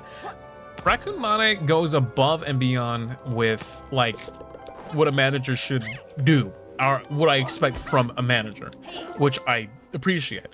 A lot of managers that I've had have always been respectful, been lovely, been nice. There's always new Mana-san. Sometimes, you know, we switch them around. It just all depends on what happens. But Raccoon Mane is absolutely fucking awesome. He's great.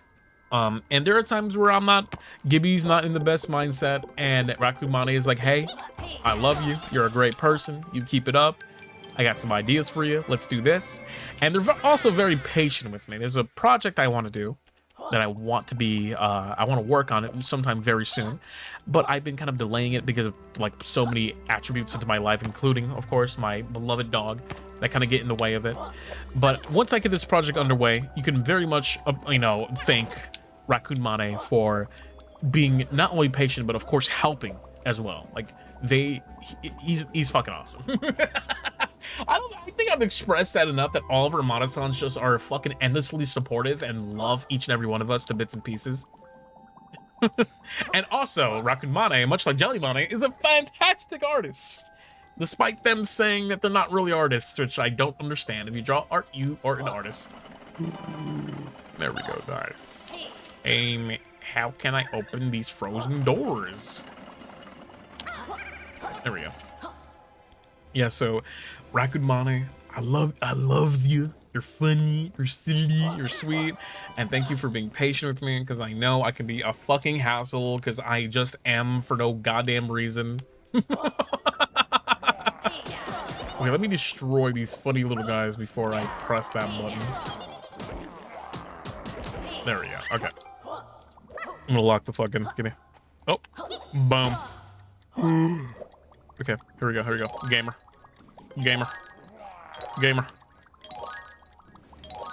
Oh shit. Is it this one? Is it? Okay, it's that one. Okay, we're good. Fuck! Okay, I think. Oh my god, I think I'm tripping. We have a lot more time than I thought.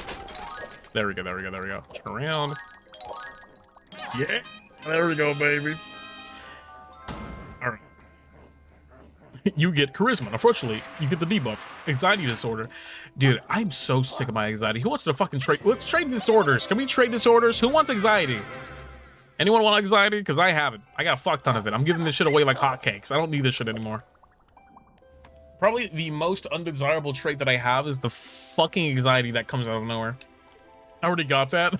Oh, God. Who doesn't have it yet? Who wants to trade? I'm willing to give some fucking. I got chalks full of it. Okay, it's all I am these days. Oh shit!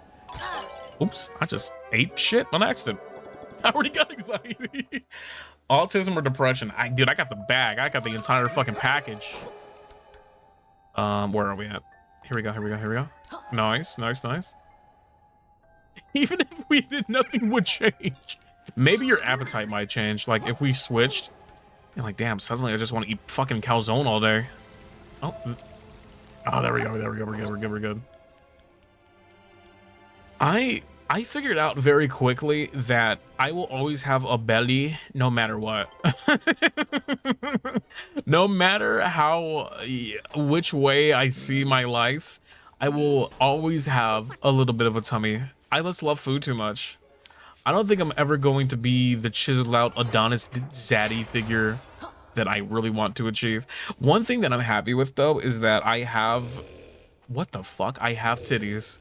My chest is nice and fucking, like, not to toot my own horn here, but I got the chesticles to show. Breeze block. He looks like a thwomp almost. Oh, look at this guy. I think we got a boss out of us right now.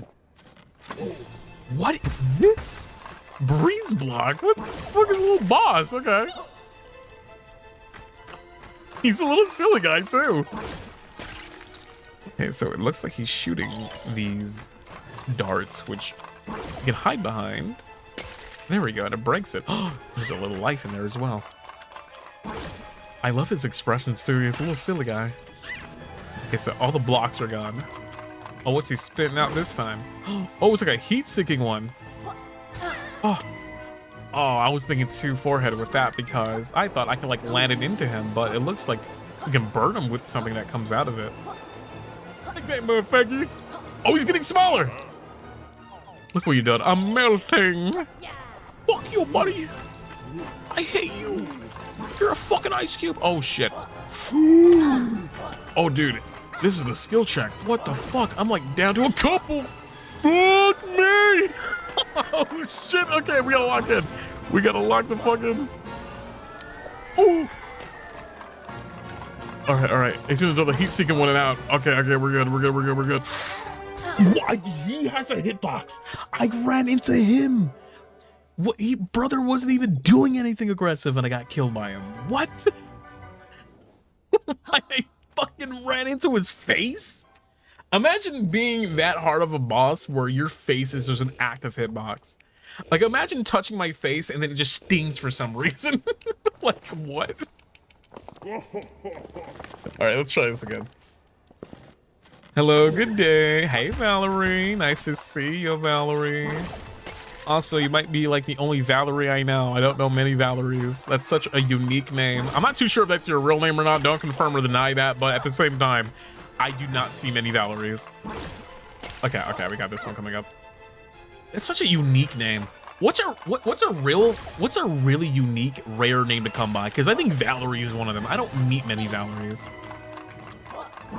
Oh shit! Oh, I gotta remember his face is a fucking hitbox.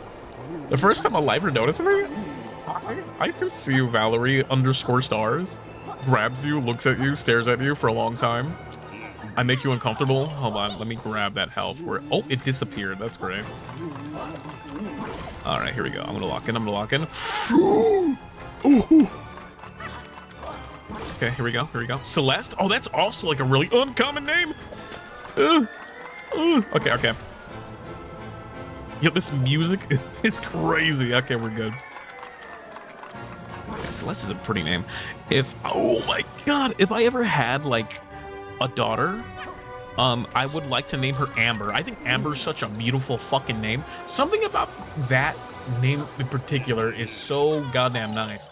But if I had like a boy, give me that, I would probably name him Logan. I always love the name Logan. Oh, what the fuck? Something appeared? I don't know what that is. It's like a little hairy man. Come here. Okay. Oh my god. Okay. What a pretty name. It's a very pretty name. Okay, we're good. Oh, baby boy. Get him. Destroy him. Okay, hold on.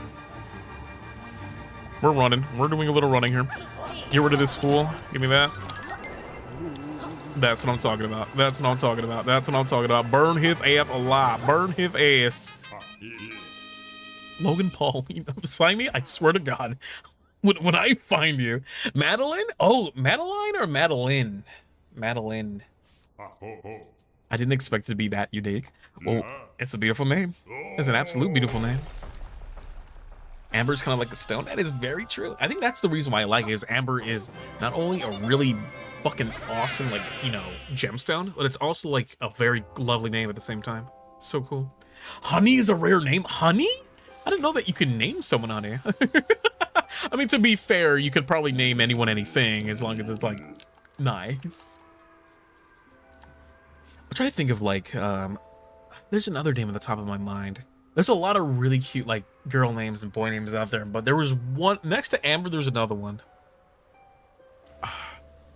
What the hell is it? Yeah, I know it's in BioShock. There's a character's name in BioShock that I always love to bits and pieces. Elizabeth. Elizabeth is a really good name, by the way. Fucking adore. Like, it's a cute name and it's a very distinguished name at the same time.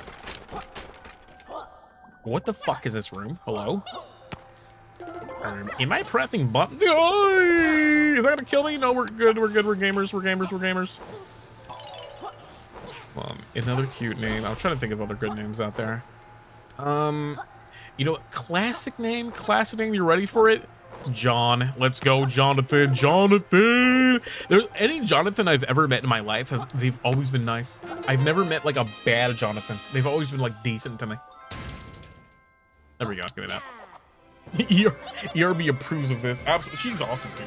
She's fucking awesome, man.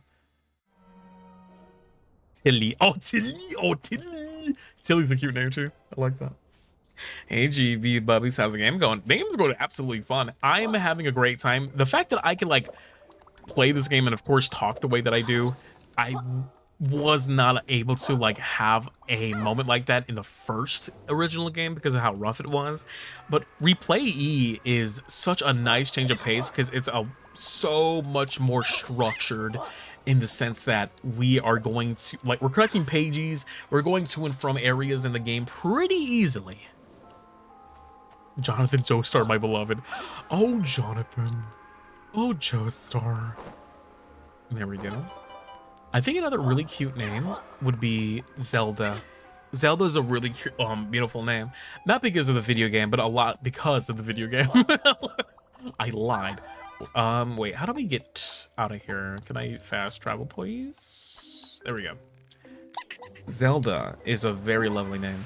But I also think that Link is a very uncommon name as well. You don't see a lot of Links. The only Link that I know is like from Good Mythical Morning. That is like the only Link I feel like is out there. There's not many other Links. I love Good Mythical Morning, by the way.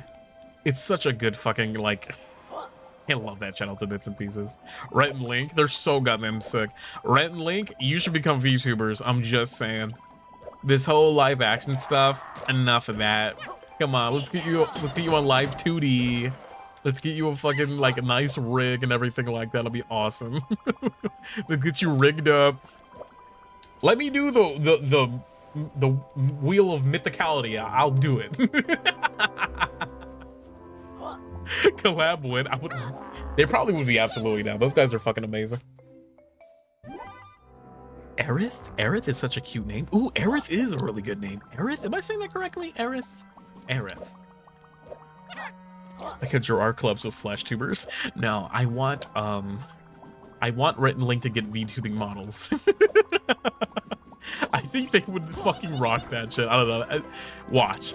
The next HOLOSTARS boys that drop at some point, they're gonna sound mysteriously, very vaguely like Rhett and Link for some reason. It's gonna be like, hey, what the fuck is going on here?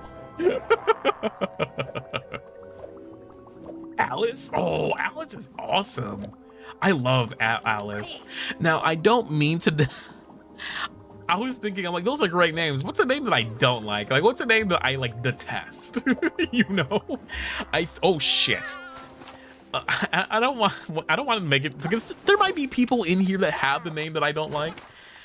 I guess I would say a name that I don't prefer, you know, is a better question.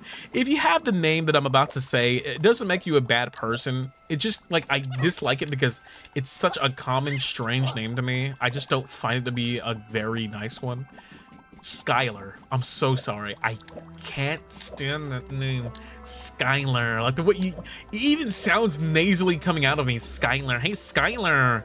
Come over here, Skylar. I got something to show you, Skylar. Like, oh, I'm pretty sure a lot of Skylars out there are nice people. I'm pretty sure they're lovely and everything like that. But you gotta understand, girl. You got a fucking irritating ass name. That's just me being ignorant. I'm an absolute ignorant motherfucker. I'm no better. My name is Gibby.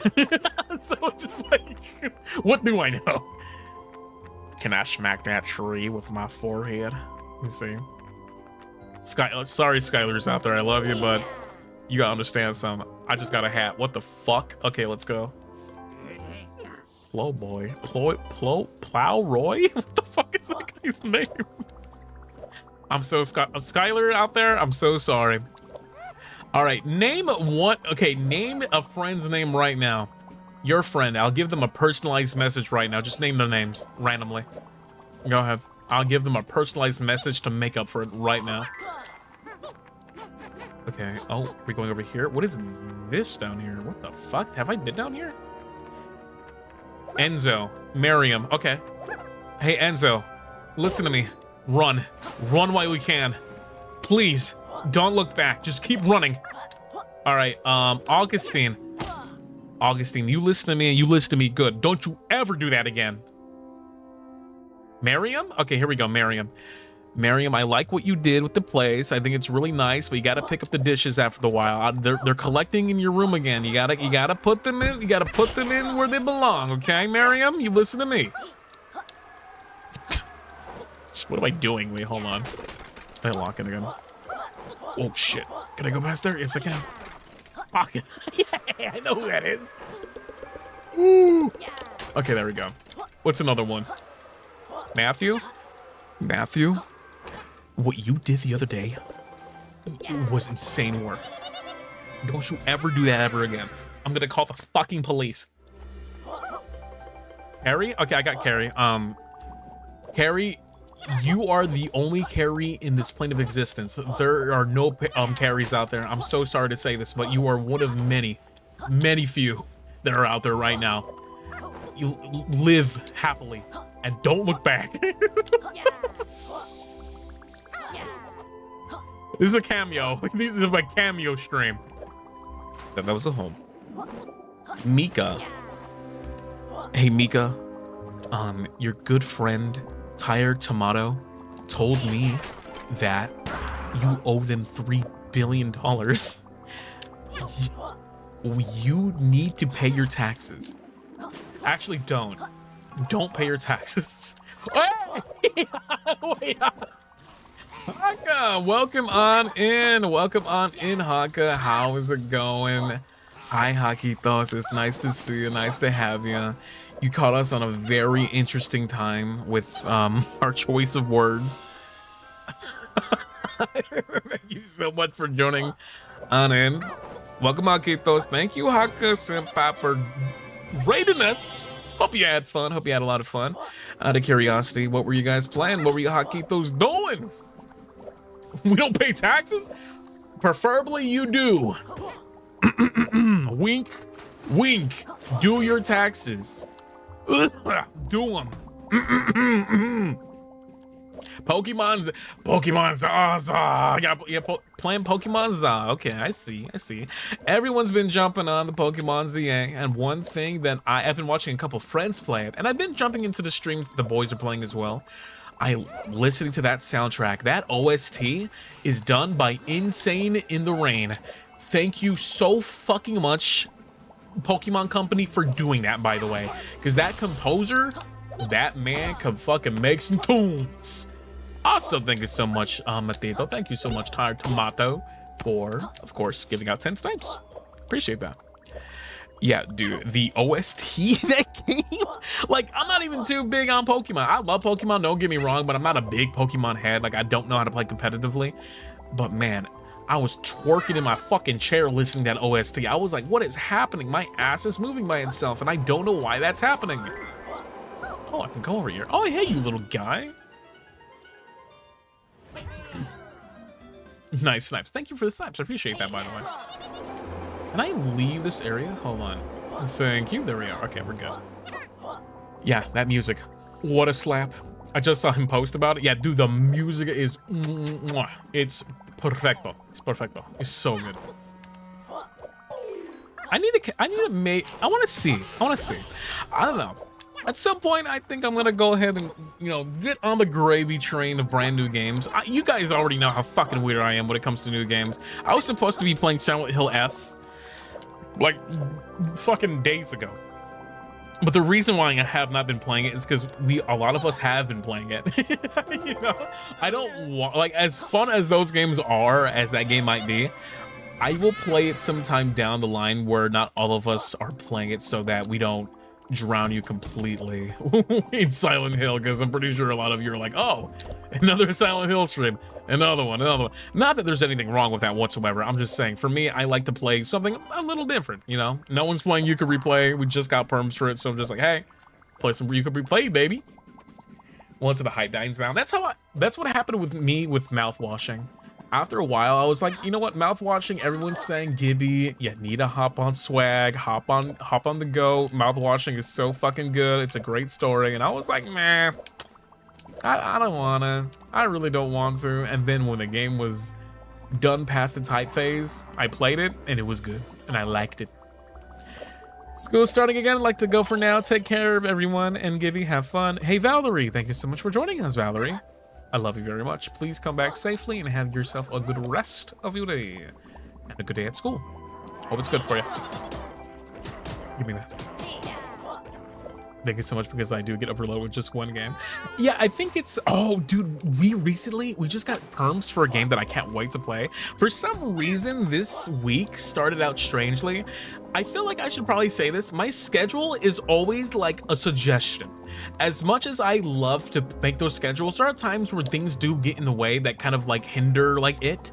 Like today we were supposed to be playing Security Breach, but for some odd reason, we just got a fuck ton of perms out of nowhere. And I'm like, man, I would like to play those games because no one has played them.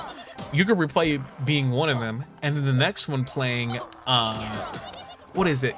Cast and Chill. That's the name of the game. It's called Cast and Chill. And it, of course, is a perfect game to be yapping to. And I was like, holy shit. If you know what that game is, it's like a really cool fishing game where you kind of like do exactly that. You relax, get some fish, and it's a really nice like ambiance. You can hear the water, you can hear the birds, the forest. It's so sweet, dude. Yeah, Cast and Chill, man. And it's not even that much money either. Like, it's really fucking good. I was like, I want to play this game so much. The developers absolutely deserve to be I want to show the game off to you. It's that goddamn good. Oh my god, it's dark in here. There we go, we got a button. Wholesome game stream. I feel like I mean, to be fair, this month, of course, we have been playing a lot of scary games. Makes sense, it's October. This week, we are watching a fucking terrifying movie. And I mean that really. I really mean that. We're watching Lake Mungo.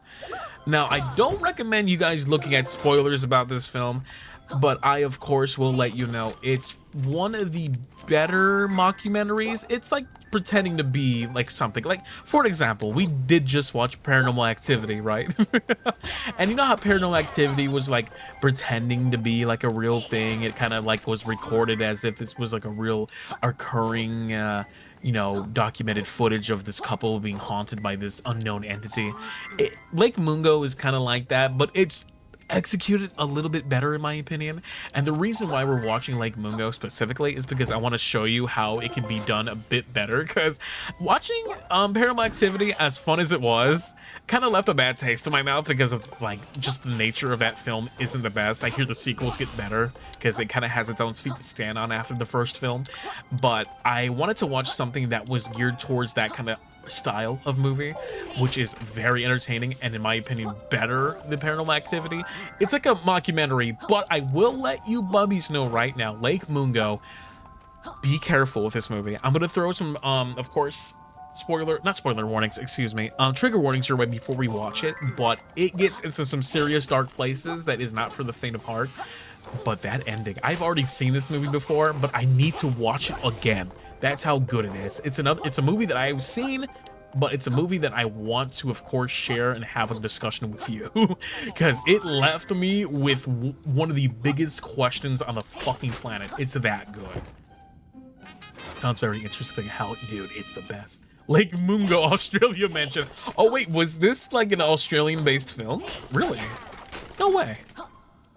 Lake Mungo, is that what where Lake Mungo is? Because I don't think the people in the mockumentary itself is like Australian. That's interesting. Where can I watch it? So every movie that we've been watching for every week of this month, scary movies, we've been watching them on YouTube, and I rent them on YouTube because it's nice to have that. I don't want to buy these movies because I just want to watch it with you guys. So if you want to rent it on YouTube, you totally can. I tend to use YouTube's movies and TV thing all the time. I'm pretty sure it's on a streaming service if you have one. Either it be like Hulu, Amazon, or whatever the fuck. But for me, I like to use the good old YouTube method of watching movies. So if you're looking to watch a scary ass movie with your boy Gibby this Sunday, I'm letting you know right now, it's potentially top 10 horror films of all time for me, and it's that good. Like I'm really hyping this up because I want you guys to watch this with me. It's a really good film to watch around specifically spooky time. So if you're willing to watch it with me, if you're kind of like, oh shit, is this really scary, I think it's well worth the watch. So buckle the fuck in, buckle the fuck in. Yeah, we can check and just watch to make sure we can watch in your country. Yeah, that's right. I keep forgetting that in certain countries it's not always available. So thank you so much for doing that, Theo. You're the goddamn sweetest, I swear, dude. Mwah. I kiss you. I kiss you. There we go. Yeah, it's such a good mockumentary, but the fact that it left me with like, I was, what's the word? My jaw was dropped. I was like, ooh, no way. Are you kidding me? I can't believe it. I can't believe it. Oh, I gotta make sure I'm not getting pinged. Hold on, give me 1 second. Oopsies. Ping, ping, ping, ping, ping, ping, ping, ping. Whoa, that's a lot of pings. Hold on, let me see.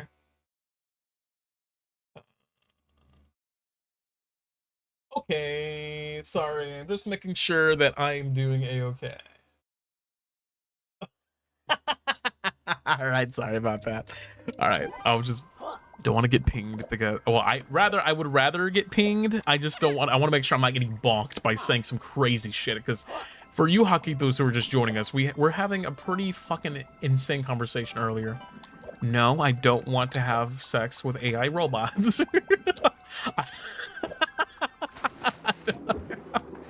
I would prefer that not ever happening. Thank you very much.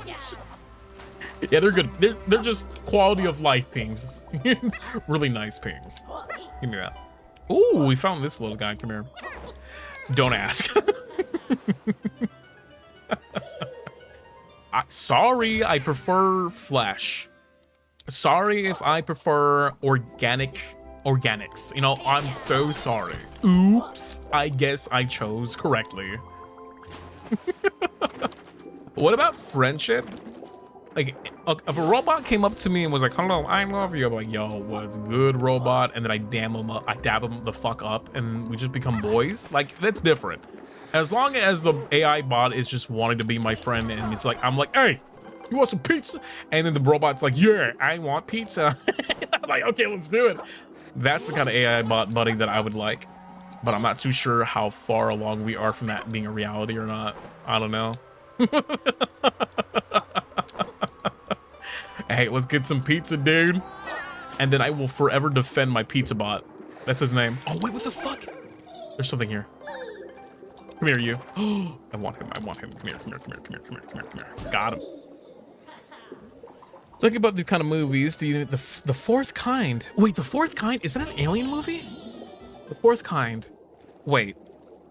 It's ringing a bell. Is that an alien movie? The Fourth Kind. I remember hearing about this movie. I don't. It's ringing a bell, but I just don't know if it's an alien movie. Yes, it is. Okay, so I do kind of understand what that is. Is it also like a strange mockumentary, or am I making this up? God damn it! Get out of that thing. Yay. Thank you, Jen. Thank you so much. Big Brain Robot AO3 with you out loud. Oh my god. People got abducted. I'm trying to think if that is... Oh, what the hell is he doing here? Hold on, I might have to lock in here. I kind of want to rewatch that because I remember my impressions of that movie being like, holy shit, this is good. Okay, I'm gonna have to lock in because this guy wants me to fucking do a cart ride. Okay, here we go, here we go. We got this, we got this. It's getting late for me. I gotta go eat now. Hey, tired tomato. Have a good night. Okay. Thank you so much for stopping on by. Thank you. You get some sleep. So you get some much needed rest and relaxation. Ooh. Oh shit! Oh, I gotta restart. I didn't collect it. God damn it. Gibby mama. Hi, Dice. Nice to see you, Dice. How are you doing? How you feeling? Yeah, here we go. I'm gonna log in. I know I'm going to inevitably make the fucking face. Got him. Got him. Okay, ring. Let's go. Oh shit. Okay. That's a weird jump right there. Oh shit. Nice. There we go. Okay. Big boy jumps. There we go. Okay, excellent. I can see you making the face with me. We need to make that a fucking emote already. Shit. Okay, nice. But jump on. Oh, fuck you! What is that jump? Oh my god. No. God damn, we gotta restart it. Okay, these jumps are getting tricky. They're getting tricky. It's giving Donkey Kong Country. Okay, here we go. Emote, please. We have a fair amount of emote slots still that we have to use. I think next week we're gonna do an art stream. It's been a while since we had an art stream. We should do more Gibby emotes, or Bubby emotes rather too, or whatever it is that you would guys see fit for an emote. Because we already got a few emotes from you. Oh, fucking me, bro. Okay, let's do this again, and I'm going to attempt to not fuck around. Okay.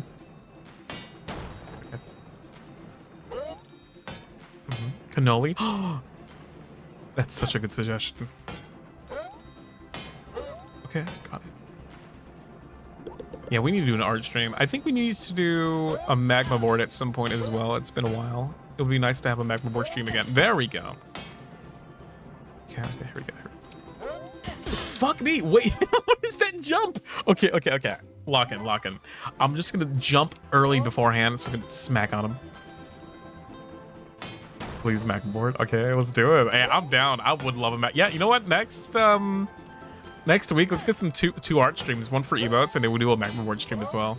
I think that'd be so fucking fun. I love doing that with you guys. You guys are so goddamn. It's fun to watch you do shit in real time as well. I think that's like genuinely the most enjoyable part about Magma Board is that I get to see you guys do your work. Okay, I'm not tripping. I stepped on him and he still hit me. Okay, Gibby, use your gamer instincts. Pretend that if you win this, you get $3 trillion. Okay, here we go. All right, Gibby, you know what's on the line. $3 trillion. You know how many fucking McDonald's Monopoly pieces you can get with that? Oh my god, don't even get me started. We'll get that RV. Okay, now we're okay. $4 trillion. $4 trillion. Here we go. I don't know how I missed that third one there. The last little diamond. Okay.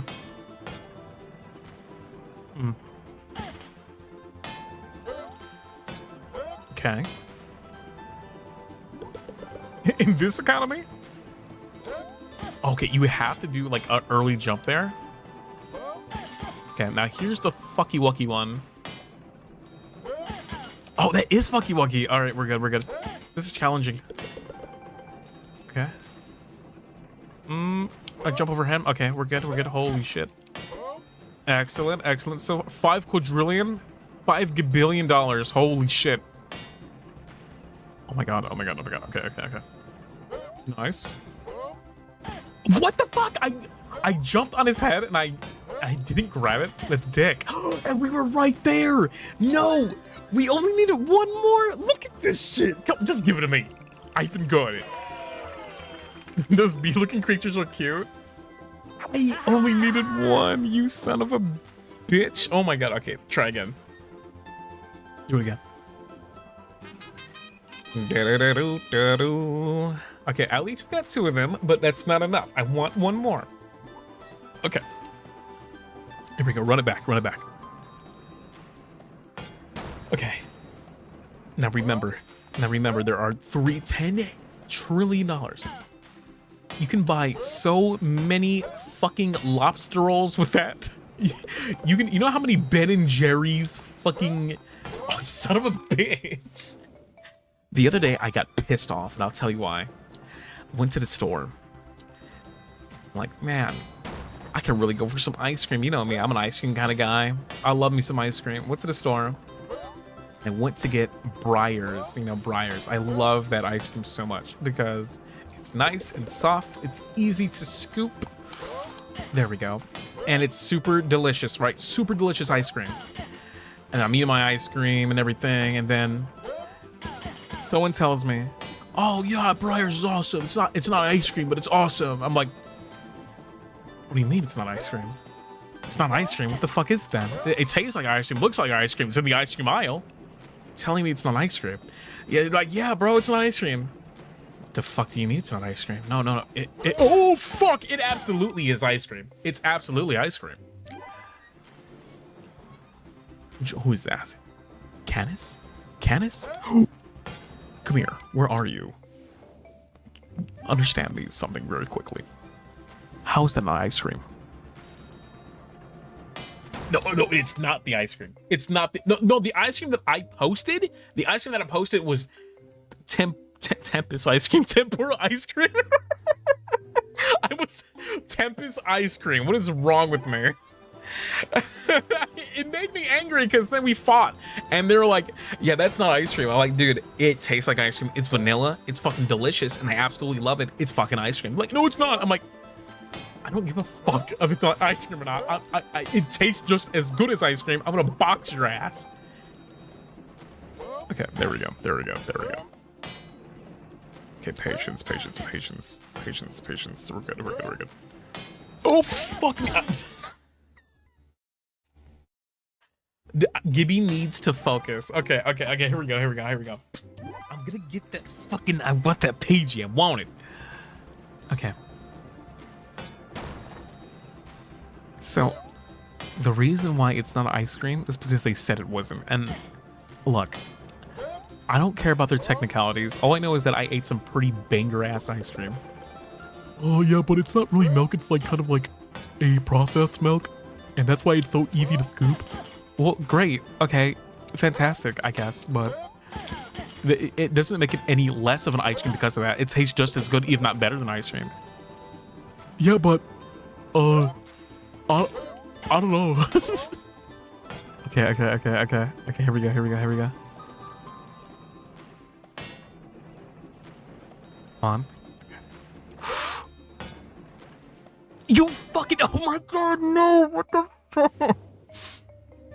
GB is losing his mind. Okay. That's like people who are like, oh, deep dish pizza is not actual pizza. Okay, dipshit, then why the fuck is it called pizza in the first place? The cheese is under the sauce. It's like, where's the cheese? I don't think it's under the sauce, guys. Okay, there we go. So this thing that has every recipe that makes a pizza isn't pizza because my mom told me. It's like, guys, deep dish pizza, I hate to break it to you, it's pizza, okay? And none of this is a fucking hot dog, a hamburger bullshit. I don't want to hear that either. There are some people out there like, oh, is a hot dog a hamburger? No. If it was a hamburger, it would be called a hamburger. Okay. Okay, big jump, big jump, big jump. Nice. That's what I'm talking about. Okay, there we go. Okay, I just had to talk out of my mind to get that. Okay. Yo, Gibby, how's this game? It's fun. But these little minecart sections require your full attention. What? A pie disguised as a pizza? Hot dogs are tacos? No, wait. If hot dogs are wait, okay, let me get this straight. If a hot dog is a taco, then why is there a difference between the two? Why is there a drastically different name? Why are we calling them separate things if they are the same? Can someone explain that shit to me? And to think you still managed to share your pizza opinions. Anyway, nothing gets better than spinach pepperoni mushroom. That's all you need. That's all you need. All you need is spinach pepperoni mushroom, and you'll be fucking as right as rain. You'll be smiling. You'll be tee-hee. I'm getting pinged again. Give me 1 second. Hold on. Oh my god. That's cute. Okay, sorry about that. In here, sometimes pizza is just flat bread sprinkled with sausages and mayonnaise. Mayonnaise? Someone needs to be shot. I'm saying that jokingly. Please don't take what I said seriously, okay? But I would love to talk with that individual respectfully, is what I meant to say. I'm so sorry.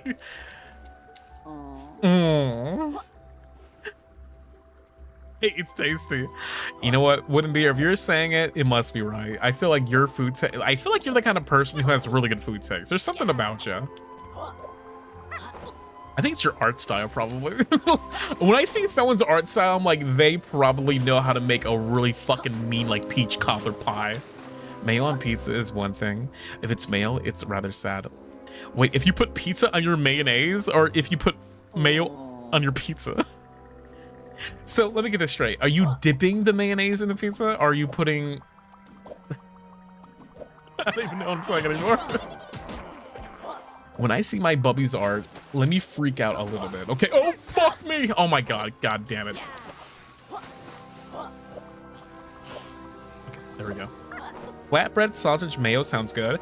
Well, when you put it like that with the plus signs, it does sound good. I mean, mayonnaise pretty much goes good in anything, especially with like the rice tuna bowl I was talking about. Like, you get yourself some nice rice, get some pepper, get some salt, get some butter, mix it in, and then when you're done with that, you grab like some mayonnaise, and then you mix that as well. Grab that tuna, and you get some mix, get some sriracha, sprinkle it in, add a little bit more pepper on there, and boom, you got yourself a fucking bowl that will fill you up and last you a long while. Oh my god, I'm getting excited thinking about it. There we go. Wait, where's what's over here? We have a lot of pages in this area. The last thing a full-time artist can do is prep a full meal. You never know, though. Okay, if you don't think you have cooking skills, you're looking at me, okay? Because I thought for the longest time I wasn't capable of cooking, and I love cooking now because I went out of my way to like craft something I thought I never could. I remember one of my first dishes I made realistically was like a homemade chicken Kiev. It was like stuffed with like spinach and cheese, and I remember thinking I could never do that, and then I fucking did it, and then I was like, oh, I did it. I actually made it. So I guarantee you, if you're an artist, you're probably a really good cook and you just don't know it. I'm serious. Because if you think of crafting certain meals like art, it becomes natural to you. And I mean that seriously. There we go, we got this guy. I'm more of a baker? Oh, dude. You're wielding a power most people would desperately want to have. It's great encouragement. I mean it. I really mean that, because if you ever look at those like YouTube channels or those like old fucking like not cartoons, excuse me, old like shows where it's like Master Chef, and it's like this group of people trying to bake a cake as cool as possible. Like, if you look at what they're making, like, yeah, they're making something really edible, but it's also like a finished like piece that they're creating as well. So it's not just about the food being good, it's about it looking good as well. So there's an artistic sense of value to be seen in any creation you make. But if you're making like a sandwich, maybe not as much. Like, if you're making like a bologna sandwich with mayonnaise and mustard and you're just having it with cheese, like, probably not as crazy. But if you are like, in a sense, prepping a meal, like let's say you're creating like your own homemade like pho or something, you're gonna want to take a pretty ass picture of that, right? Because if you look at all the pictures I take of food online, it's eye candy. You look at that, you go, I want that. I want to eat that. That looks so good. That looks so tasty. Art can be valued in the same exact way, in my opinion. You look at a piece of art, you go, that's good. I like the way that looks. So they kind of go hand in hand, in my opinion. Let's go back down here again. Let's see something. There we go. I bite my phone. Hell yeah, dude. I've got so many food pics on my camera. I'm that person, by the way. When I'm at a restaurant with like homies, I'm like, and the waiter's like, what would you like to eat? And I'm like, bitch, give me that shrimp. And then they bring the shrimp on a platter and they're like, wait a minute, I have to take a picture of the shrimp real quick. Like, I'm that guy. I'm that person. Oh, wait, hold on. Oh, nice. Oh, nice. Oh, nice. There we go. Yeah, I'm that guy. We're like, before we eat all of our food, I need to get my Twitter fucking replies. I need to get my Twitter engagement going. And then I take a picture of my cake. And then I upload it. But to answer one of your Bubby's questions, he did say, is that tempura ice cream cake? Yeah, it was like a deep fried cake. And I'm like, deep fried? How the fuck is that possible? How do you do that without melting it or some shit? But it was perfect. I don't know how they did that. Which cake? The edible one, silly. You goof. What other cake could you possibly be talking about? My anus? No. What's your problem? Where's the exit? Whoa, look at those clouds over here. Let me see. Goofy goober. There we go. You just come out here like this. Huh? You know what you meant. Don't make me come over there. Yeah, but it always comes back to cake with us, doesn't it? It always comes back to what's the best cake in the world, and it's leche cake. Tres leches cake. Oh my god, time is flying the fuck by. What is happening? What? Ooh. I've got many pages to open the door, and it's not far away. Yes. Tiramisu. I'm gonna Sue you. You know what? Something's happening to me. As I grow older, the dad jokes keep coming. They just keep on coming, and I don't know how to stop them. And realistically, why should I at this point, right? You better lawyer up, because I'm gonna sue you. Teehee. I'm a dad in the making. My daughter Cannoli is giving me to a point where I feel like I'm becoming more of a dad.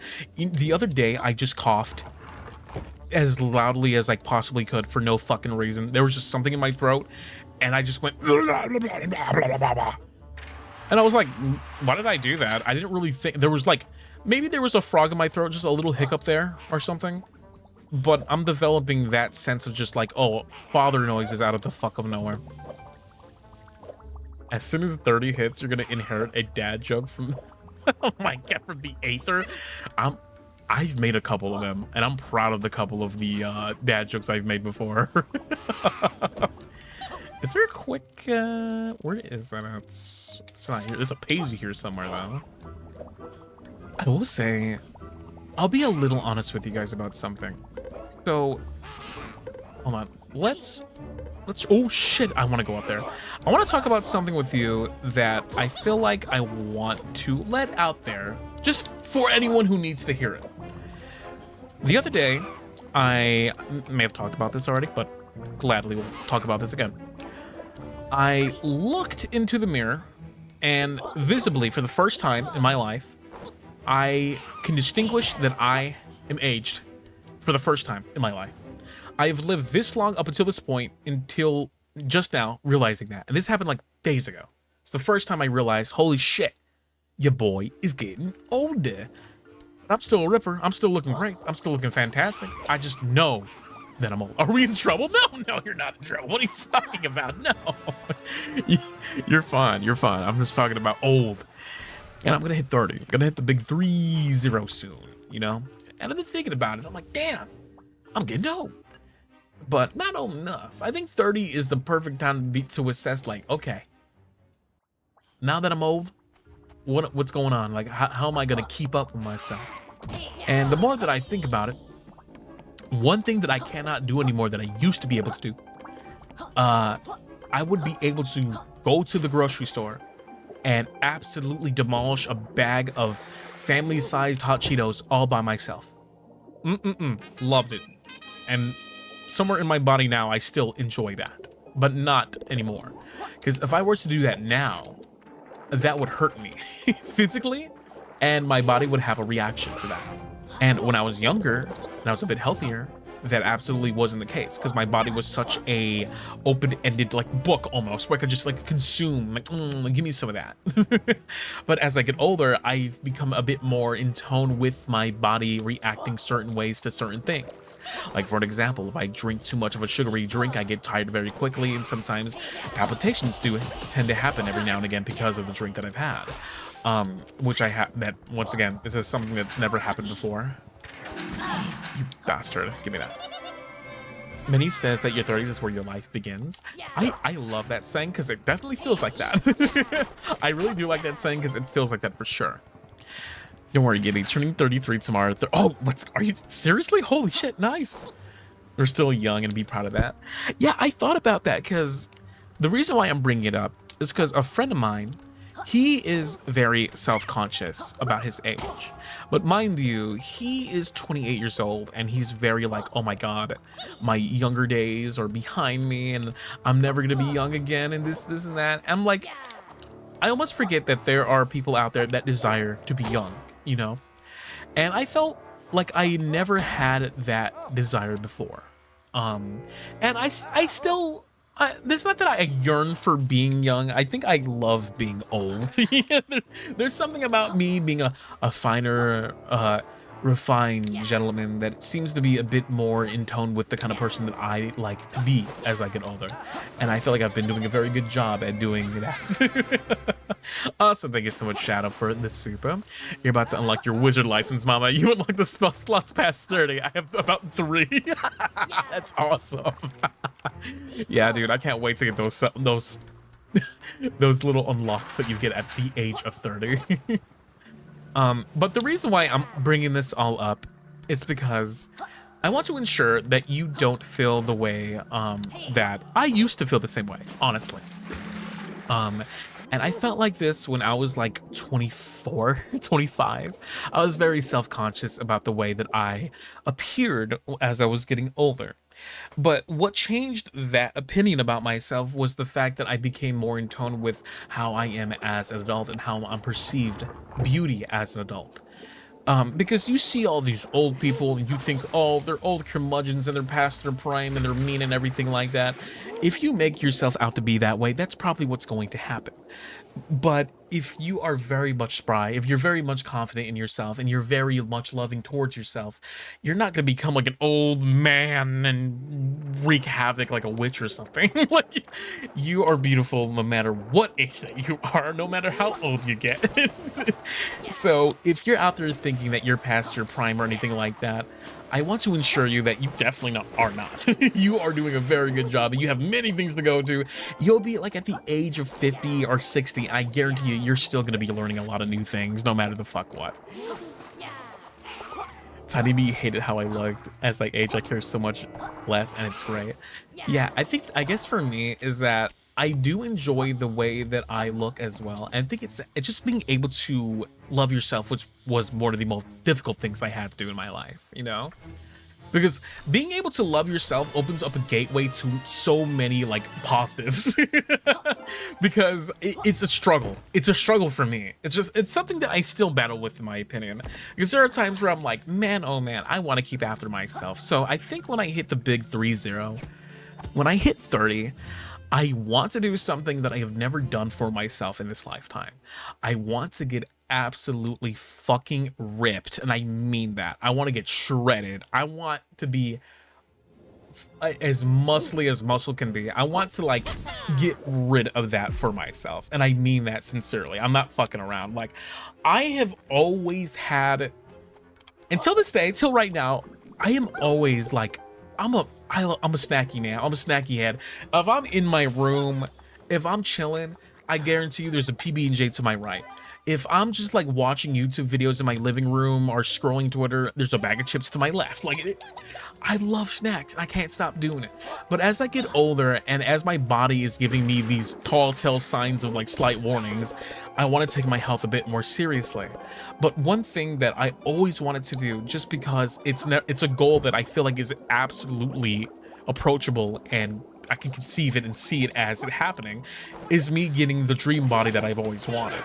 And I feel like at the age of 30, if I don't drop the snackies, I don't know what health hazard could possibly, you know, get even worse in that time frame. So I think I'm going to curb my appetite as I go into my 30s. At like the age of 30, I will start taking calories a bit more seriously, making sure that my intake is not too high. Maybe stop it with the fast food and figure out what are some healthier alternatives. Like, I need to take that absolutely seriously, because that's something I've kind of neglected, you know? And I feel bummed that I've neglected it up until this point. It fucking caught up to me though. I feel like it caught up to me. I will forever mourn the loss of the tummy. I feel like my tummy, like as cute and squeezable as it might be, my tummy is something I've always wanted to lose. But one thing that I've always enjoyed, and I mean this sincerely, I'm not trying to be a pig or anything like this. I love being able to kind of be, oh shit, hello you.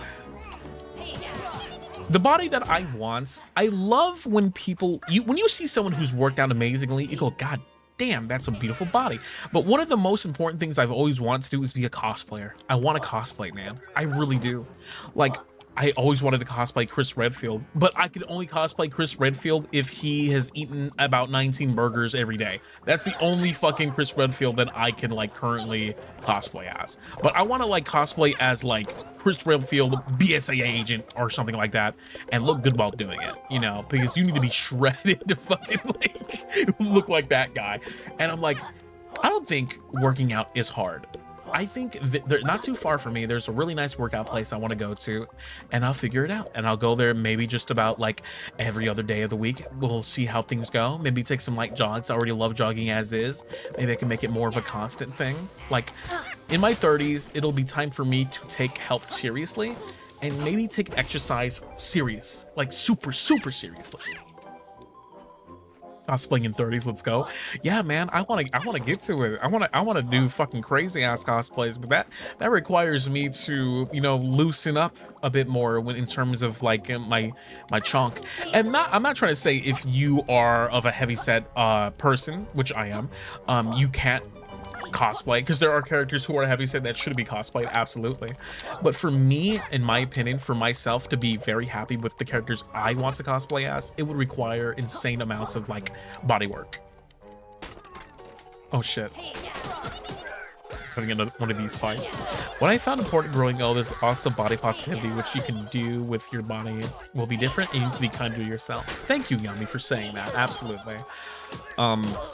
I think the most difficult part about me growing up wanting to like love myself was body positivity, because you know what made it worse? Being bullied.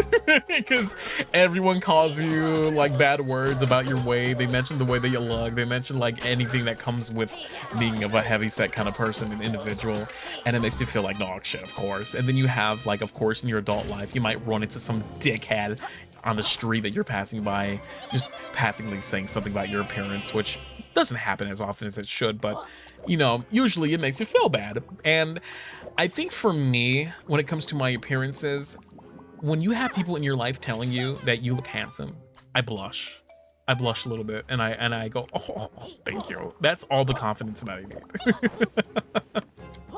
I think the biggest compliment that I ever got, I remember I met a friend recently and I gave them a hug, and they're like, you give hugs, the way that you give hugs is the way that you look. And I was like, what do you mean by that? And they're like, I imagine that the hugs that you gave were exactly how I imagined it. It was very comfy. And it was like one of the biggest compliments I've ever received. I was like, that compliment went fucking miles in my book. it was the sweetest thing I've ever heard in my life. And I'm like, there's something in me that really wants to think like, I'm so body positive to the point where I'm wondering if do I really want to get absolutely shredded and stick to a regimen that makes me lose all my like cuddly big boy body fat? Or do I want to like maybe find a healthy balance between the two? Because I like being the big cuddly bear man that I am. Like I have grown so attached to my body type currently that I can happily say that if I was like this for the rest of my life, I would be very happy with it. Just because I give really good hugs and cuddle amazingly. Ooh, there's something in here. Ooh, coins, go that. When I was a baby, my mom told me she wanted to lose weight when I started crying. Oh my god. I only got comfortable with my own soft body in my adult life, which is great to be honest. Yeah, I think now more than ever in this day and age, it's so common to find like people who are body positive about the way that you look, heavy set or not. Like, ignore those douchebags that are like, oh, blah, blah, blah, this, and that. Like, look, if you're happy with the way that you look, be happy with the way that you look, okay? Don't let anyone fucking change your mind with shit. And I mean that sincerely. Do not fucking let anyone change you for, you know, their own benefit. Change for yourself. Please do that.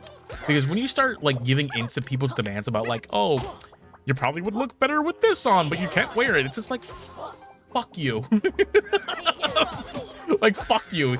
You'll look better in the grave. I don't know what to tell you, buddy. I have a lot. You know, my parents were very much like that sometimes. Like, it was my mom. I remember when I was younger, I outgrew a pair of jeans, or rather, I got so like big that I couldn't wear the jeans I wanted. And she was like, I just bought you those. I can't believe it.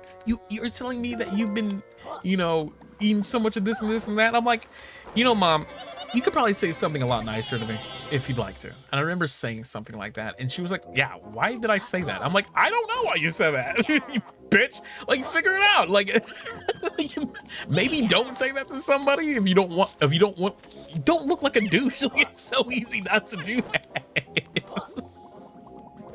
I just can't help myself but to say rude shit. Like, it's just like, you can help yourself easily. Just don't say those things. I would say that to my family, but alas, yeah. Well, the thing is, the way that I talk with my family is the way that I talk with, like, I can call my mom like a fuckhead. I can talk to my, like, when my dad was still around, I can call him a fat bastard. Like, we had that kind of like flavorful language, but that's the way that we were. That's the way that we grew up, and that's the way that, oh shit, I didn't realize that was ground. Oh my god, our water, excuse me. Whoopsies, I'm gonna die here. Hook! 3 hours for hugs and being hugged. Thank you so much, Fio, for the reminder. Being hugged makes me nervous, but hugs from grandmas feels nice. There is nothing like a good grandma hug. It's kind of unfortunate because my family, anytime we ever meet up, it's like, hey, Gibby, haven't seen you in so long, and then big ass hug, and then my grandma, oh my god, I haven't seen you forever, get a hug, and then my uncle, yo, what's going on, and I give him a hug, and then he's like, yeah, and then my auntie, oh my god, Gibby, let me give you a hug, and then everyone's getting touched. We're a very huggable family. That's the way that we share our love. But to be fair, we're also a pretty big family, so everyone gets a fair share of you know, their head pats and hugs every now and again, especially the wee ones, but for the most part we're big on that. That's wholesome. Grandma hugs, dude. Okay, I don't mean to get like super sad or anything like that, but it's funny that you mentioned grandma hugs, because grandma hugs transcends corporeal realm, and I mean that absolutely. One time, okay, so not to trauma dump, when my grandma passed away, God rest her soul, every grandma does that. Every grandma passes away, you know, they can't live forever, god damn it. I wish they could, but my grandma, she lived a very amazing life. I think she lived around to the age of 89. She's like nearing her 90s. She ended up passing away. Very beautiful woman. She raised a lot of children on my dad's side. She raised around 6 to 7 kids, I think, which is a fucking accolade if I ever did see. I don't know how the fuck you can do that while maintaining your sanity, but she even like took care of us too as well. So not only was she taking care of her own kids, but she was taking care of her kids' like what a woman. That's a woman right there, right? Holy shit, that grandma knew what was up.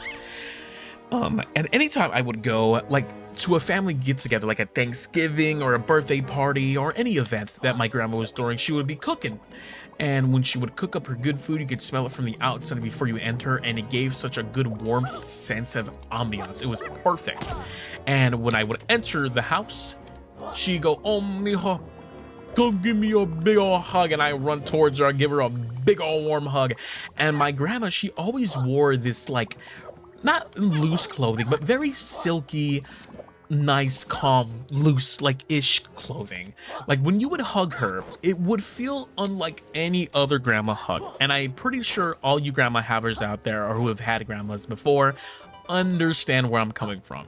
They have like a material that I don't know what it is. It's a grandma material. They wear it so well, and my grandma absolutely did. So anytime I hugged her, she wasn't wearing any other clothing like everybody else. She was wearing something completely different. So anytime I hugged her, it was unique, and it was very, I guess, in a sense, no one could ever emulate what my grandma could do in terms of hugging. I could get a hug from my dad, it'd be nice. Get a hug from my mom, it'd be nice. My siblings, yeah, sure. But my grandma, uncontested, huggable person. When she passed away, it was very sad. There was a time in my life where I never imagined that she would go away, but when it happened, it was very unexpected, and it mixed the fuck out of everybody, and everyone was like, "Oh goddamn!" Well, there goes the heart, there goes the soul, there goes the backbone of a family, you know. And it was a great ceremony that we had because all of us got together. We did what, of course, the family does. We had a funeral, and then all of us got together. It was very sad, but at the same time, it was also a lot of fun seeing cousins I haven't seen in so long, seeing a lot of more family members that I don't interact with, and it was a blast. And we had a great get together, and it was in honor of her. We had drinks, we had a party, and for the most part, it was bittersweet. It was a really fun party, but at the same time, it was like grandma's gone, and it was a bummer. But the thing that changed my life was a hug from the afterlife. That is what I received. I remember this vividly. I remember when my grandma passed away. At the time, I didn't really think too much about it. And I was at that weird phase as a kid where having someone pass away was like, oh, this is a weird thing that they're never coming back. And you don't really cry in the moment. You're kind of like stunned. You're like shocked, you know? You're like, oh, damn, well, grandma's gone. Okay, I guess I'll continue playing my video game. Like, as a kid, it kind of works differently, death, you know? As an adult, it hits much more harder because you have a good grasp of a concept of life and death. But as a kid, it's awkward. And for me, it was a little awkward. But it wasn't too awkward. I was still in touch with being conscientious of how it all worked. And I remember after a few weeks, I started to miss her because we eventually, of course, went back to the house, and you realize that someone's heart is now, it's not there anymore. Someone's soul that used to be there, that seat that used to be filled with her presence is no longer there. No one can refill that seat. And when we revisited the house when she was gone, that's when that feeling really set in. It was like, oh, she's no longer here with us. And the cheery smiles and laughter came maybe around a year or two in. Because after a while, it was just silence and a little strange. But what helped me cope was something that no one could provide. Because of course you have friends and family and who try to help you out, who are like, hey, are you doing okay, Gibby? Is there anything we can do? Are you making sure you're all right? And it was always nice to have those gestures. But I think the best coping mechanism I had was, of course, like remembering. And one night, as I was sleeping, as I was resting in my bed, as I was like remembering my grandma, I ended up falling asleep.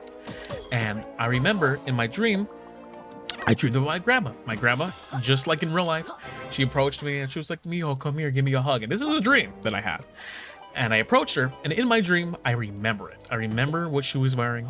She was wearing the exact same thing she used to wear, the same material and everything, but the warmth of that hug was so much more nostalgic. It felt like a sense of like, it felt like it was all there, but at the same time it wasn't. And I remember waking up from that dream, feeling revitalized. I was like, damn, I just got a hug from my fucking grandma, and that shit was so cool, and she's not even here anymore, so what the fuck am I feeling right now? And I felt so invigorated. I was like, dude, that was unlike any dream I've had. And after that dream, I was like, I hugged someone that is no longer here. And I always say it was a hug from the afterlife, and I'll tell you, those hugs are just as warm. Give me. Yes. Yeah, I love when we play games. I go from topic to topic so often. Now we're talking about death. First we went to talk about AI. Now we're talking about, like, you know, dealing with death and everything like that. I always thought that it was like a natural part of life. You know, life is what life is, and death is what death is. It's no different from us living, aside from the fact that they're gone and we're here. And I think there's beauty in that. There's beauty in the fact that we can find a sort of like melancholy kind of feel to it in terms of like hope. Oh, Jesus! Hold on. I'm getting jumped, I think. So I want you guys to know, I love you very much. And to all you grandma havers out there who currently are with grandma, make sure that you love your grandma as much as you can. They absolutely deserve to be told that they're loved.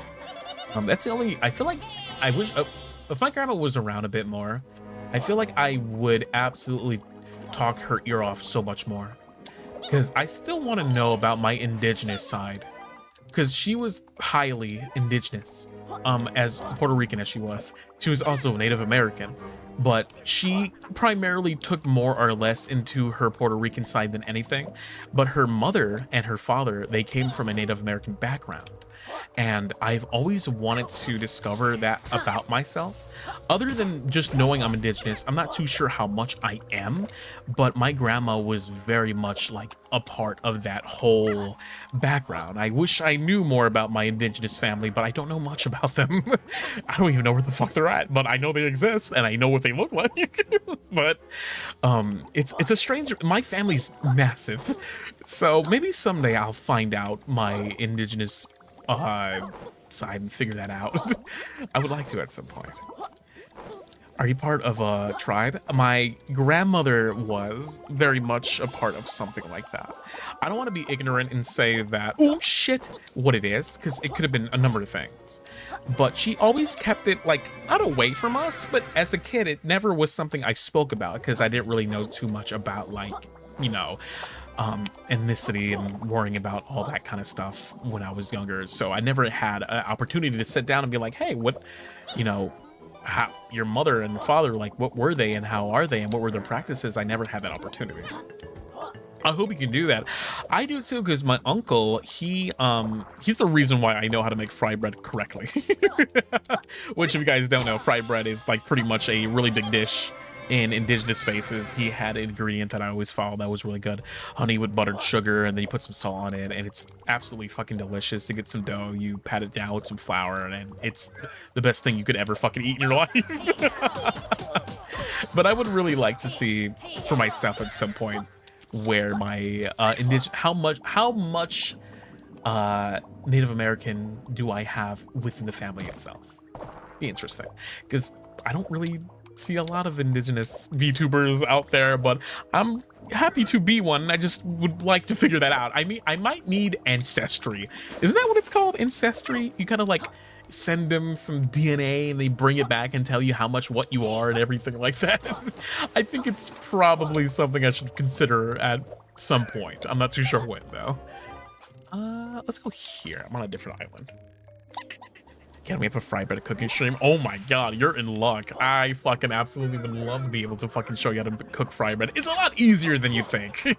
It's not difficult. It's one of the better, like, oh shit, easy things to make in terms of like ingredients. You're not gonna need much. You just need like a few things to make it special.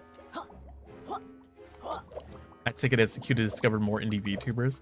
Absolutely. I have been wanting to collab with indie VTubers because we did that once. We collabed with Onsta, Lil Ham, and Jenkin, and we played Sea of Thieves, and that was like the last time I ever did something like that. I think what I'm gonna do, speaking of indie VTubers, I'm gonna reach out to some indie VTubers and see if we can play some video games or something at some point. I always wanted to do like a stream session where I kind of like have a talk show maybe with like some indie VTubers and talk about their favorite games and make it like a spotlight kind of thing where it's not just about me, but about other creative people within the spaces other than corporate. Sorry to say it that way, but I would like to do something that fun. I think that'd be really cool.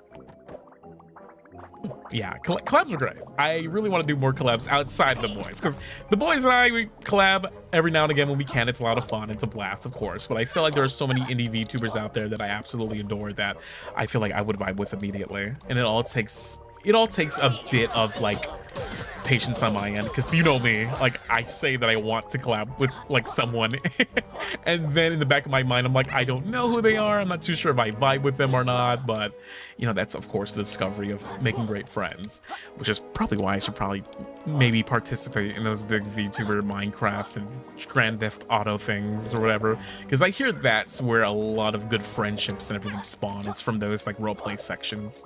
So maybe at some point I definitely will take that into consideration. They must all be command grabbed. I love indie VTubing just because I used to be an indie VTuber myself. But now I'm an idle big boy and I run around with my boobs out and everything. Oh, what the fuck? Oops, excuse me. Collabing with people you don't know can be a dice roll. I think you have to feel out the vibes, you know? You definitely got to feel out the vibes a bit. And I feel like that for me, I'm very specific, you know, with people that I hang out with. And maybe that's me being a little bit of like a fucking snob, probably, with my nose stuck in the air, like, I can only hang out with X, Y, and Z person. But I never want to be in a situation where there's like something completely awkward. Like I would like to like maybe understand and get to know a person as a friend before I get to know them on collabing.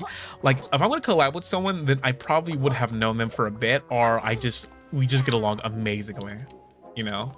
And I feel like that's every friendship I've ever garnered before, where it's just like, let's talk for a bit and I want to see if your vibes are a-okay and I'll keep in contact with you, and yeah, that's the way that things work. But not every friendship is like that, sadly. Like sometimes you meet someone and maybe you're oil and water and you kind of keep in touch, but you're more or less kind of mutuals and you don't vibe that well because of how different your pool of friends might be. It just happens to be that way. It's difficult. There we go. They were just an introverted hack, but oh fuck me. I think it's okay. If you don't feel comfortable, it won't. Oh my god. Won't be fun for the others. Very true. But there's a couple of indies out there that I've been talking to for a good minute that I absolutely do want to try my hand and just like, hey, let's play something at some point. Let me subject them to Outlast trials. Let me subject them to like fucking playing Banjo-Tooie and just talking with me. I think the moment I can find someone who just plays games and talks as much as I do, I will have fun with it. As a matter of fact, I feel like the most fun I had in a collab before, I'm not fucking around, is when Ruze would gather us while we're all streaming and then we all just play our game and speak together at the same time. I love when we do that, and we've only done that twice and it's all engaged by Ruze. Ruze will just be like, okay, I'm live, you're live, Jurard's live, so it's Octavio. I'm gonna call all of you and get you in a call and we're all gonna be streaming and playing different games together. I like that because it legitimately feels like I'm just sitting in a call in Discord chilling, you know? The true Discord hangout session, absolutely. If I can find a VTuber out there that wants to do something as fun as that, if you're an indie VTuber and you want to fuck around and like talk with me as we both play different games together on stream, I am awfully down. Because I love being able to yap, and I feel like sometimes when you're playing like a video game, there's like a collab sense where it's like, let's do a few rounds and after like an hour or two we leave and we never fucking like play this game ever again. I kind of want to have a bit more of a realistic kind of setting with collabs where it's like we're sitting down, we're just talking and getting to know one another and just, you know, yapping. And you can leave whenever the fuck you want to, I guess. Like, see, this is why you can see Raccoon Mane, I drive them fucking insane because I'm so indifferent and way too fucking unique for my own goddamn good. I swear I'm gonna jump off a building. I'm a very complicated man with complicated feelings.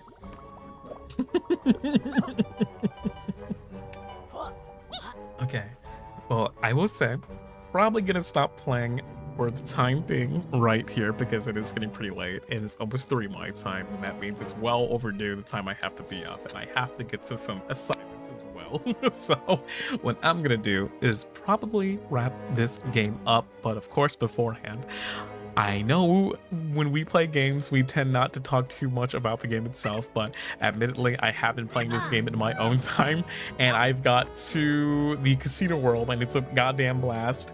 And I will say this again, Playtonic has done a very good job at remaking this game. The first game was rough, but this one is even better. It plays so much better. It's refined. The music is also very good. The music is very good. I love the way that the worlds are also very bite-sized and doable and manageable. Excuse me. And one thing I do like about it is that I'm constantly collecting pages, which is nice. Because once again, not to compare it to Mario Odyssey too much, but the fact that I'm always out and about and collecting things in every other corner is very nice. In the original, it did not feel like that. It felt very like you were running into walls constantly. In this game, it feels like you're being rewarded for exploring. You're being rewarded for, you know, going around every corner, such as so. And you can just run into things like this. Look at that. I am wasn't even looking for that, and I'm managing to find a page right around the corner, and that's so nice. It has such a different beat to it in terms of collecting things. It feels so much more organic and not forced like the very first game. So admittedly, I will say this, that they have done a perfect job at outdoing themselves. I'm not too sure how it was possible, but they knocked it out the fucking park. I would recommend that you guys get this game and support the developers because they are doing it very fucking awesome. And I would like to see in the future perhaps them make some kind of like Conquer-ish like game. I love Conquer's Bad Fur Day so much. I want to see them tackle something a bit more adult like Conquer in that sense. I think that would be really interesting. Probably make for some really great fun in my opinion, because Conquer is a one-of-a-kind game that I love to bits and pieces. But I will say this before I go, bubbies. I know we had some silly talks, some very serious ones as well, but it's all in the sake of good conversation and of course a lot of good fun. If any of you were worried about the conversation getting too deep, or if you said something wrong, you never did, because I know some of you bubbies are like, I'm not too sure if I'm coming off too abrasive with Gibby, or I'm not too sure if I'm stepping over every boundaries or making him uncomfortable. You guys never do. You guys absolutely make me feel comfy. And the fact that we can have these open-ended conversations when they kind of like come to either serious topics or very silly ones, the fact that we can have that brevity and that sense of like passion when it comes to speaking to one another like adults makes me happy. It makes me very happy that we can share this kind of like, you know, relationship with one another, and I'm looking forward to talking with you the same way tomorrow. I absolutely adore being able to speak on what's on my mind, and the fact that we are always so in tune with one another also makes me very happy as well. You guys are absolute fucking delight to talk to, and I feel like I don't say that enough, so I'm saying it right now. Thank you so much for keeping my streams absolutely entertaining, not only for you, but for myself as well. You guys make my day, you make my night, you make my afternoon. So please do me a favor. If you are working, please don't work too hard. If you are coming home from work, please have a safe drive. If you are hungry, please do yourself a favor and go make yourself a meal. If you're not good at cooking, I guarantee you that you are good at cooking. You just need to try for me, please. I want to see you guys make those meals and use that hashtag GB cooking, because for those of you who make those delicious meals, it makes me so happy anytime I see you use that hashtag, because I'm like, oh my god, my bubbies are cooking. They're actually going out there, they're cooking. But if you can, that's okay. I love you very much, and I want you to make sure that you're doing your best out there. Gibby loves you, and Gibby will see you soon. Tomorrow, what are we playing? Hold on.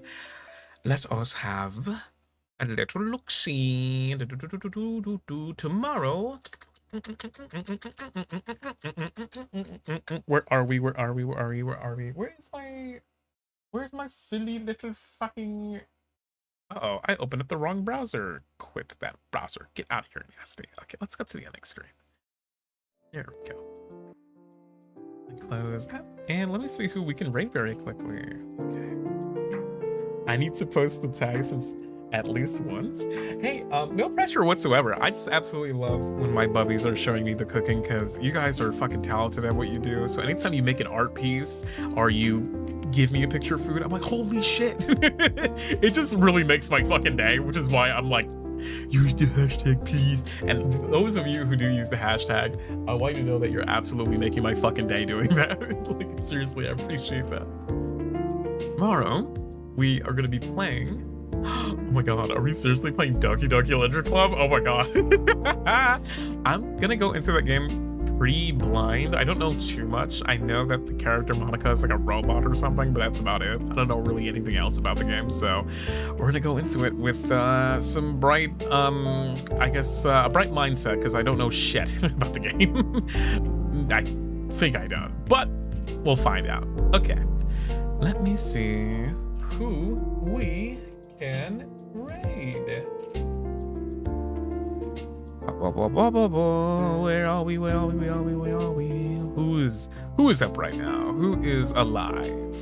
Okay. It looks like everyone's sleeping. You know, this time is so interesting. I love this time frame so much because it's just us. We're all quiet, we're all doing our own thing, and you're ending the day or starting the day with me, which is perfect. Okay, guys, I'm gonna send you over to Jurard's stream. It happens at 7 in the morning. It's a little earlier in the day, but if you want to stick around, sure you can. Keep it on your tab or something to support your boy Jurard. That's ARMIS leader right there. I'll be seeing you guys soon. Give you loves you very much, and I'll catch you on the flip side, okay? Everyone, take it easy. Have yourself a great night's rest. And once again, do me a favor and tell yourself that you love you. Okay? I mean that. Go to the mirror, look at yourself and get, hey, you right there, I love you. You got this. You gotta say that, okay? You gotta say it just like that. you go to the mirror, you go, hey, you right there, come here. I gotta tell you something. I love you. I'm telling you, it works. Okay, everybody. Bye-bye.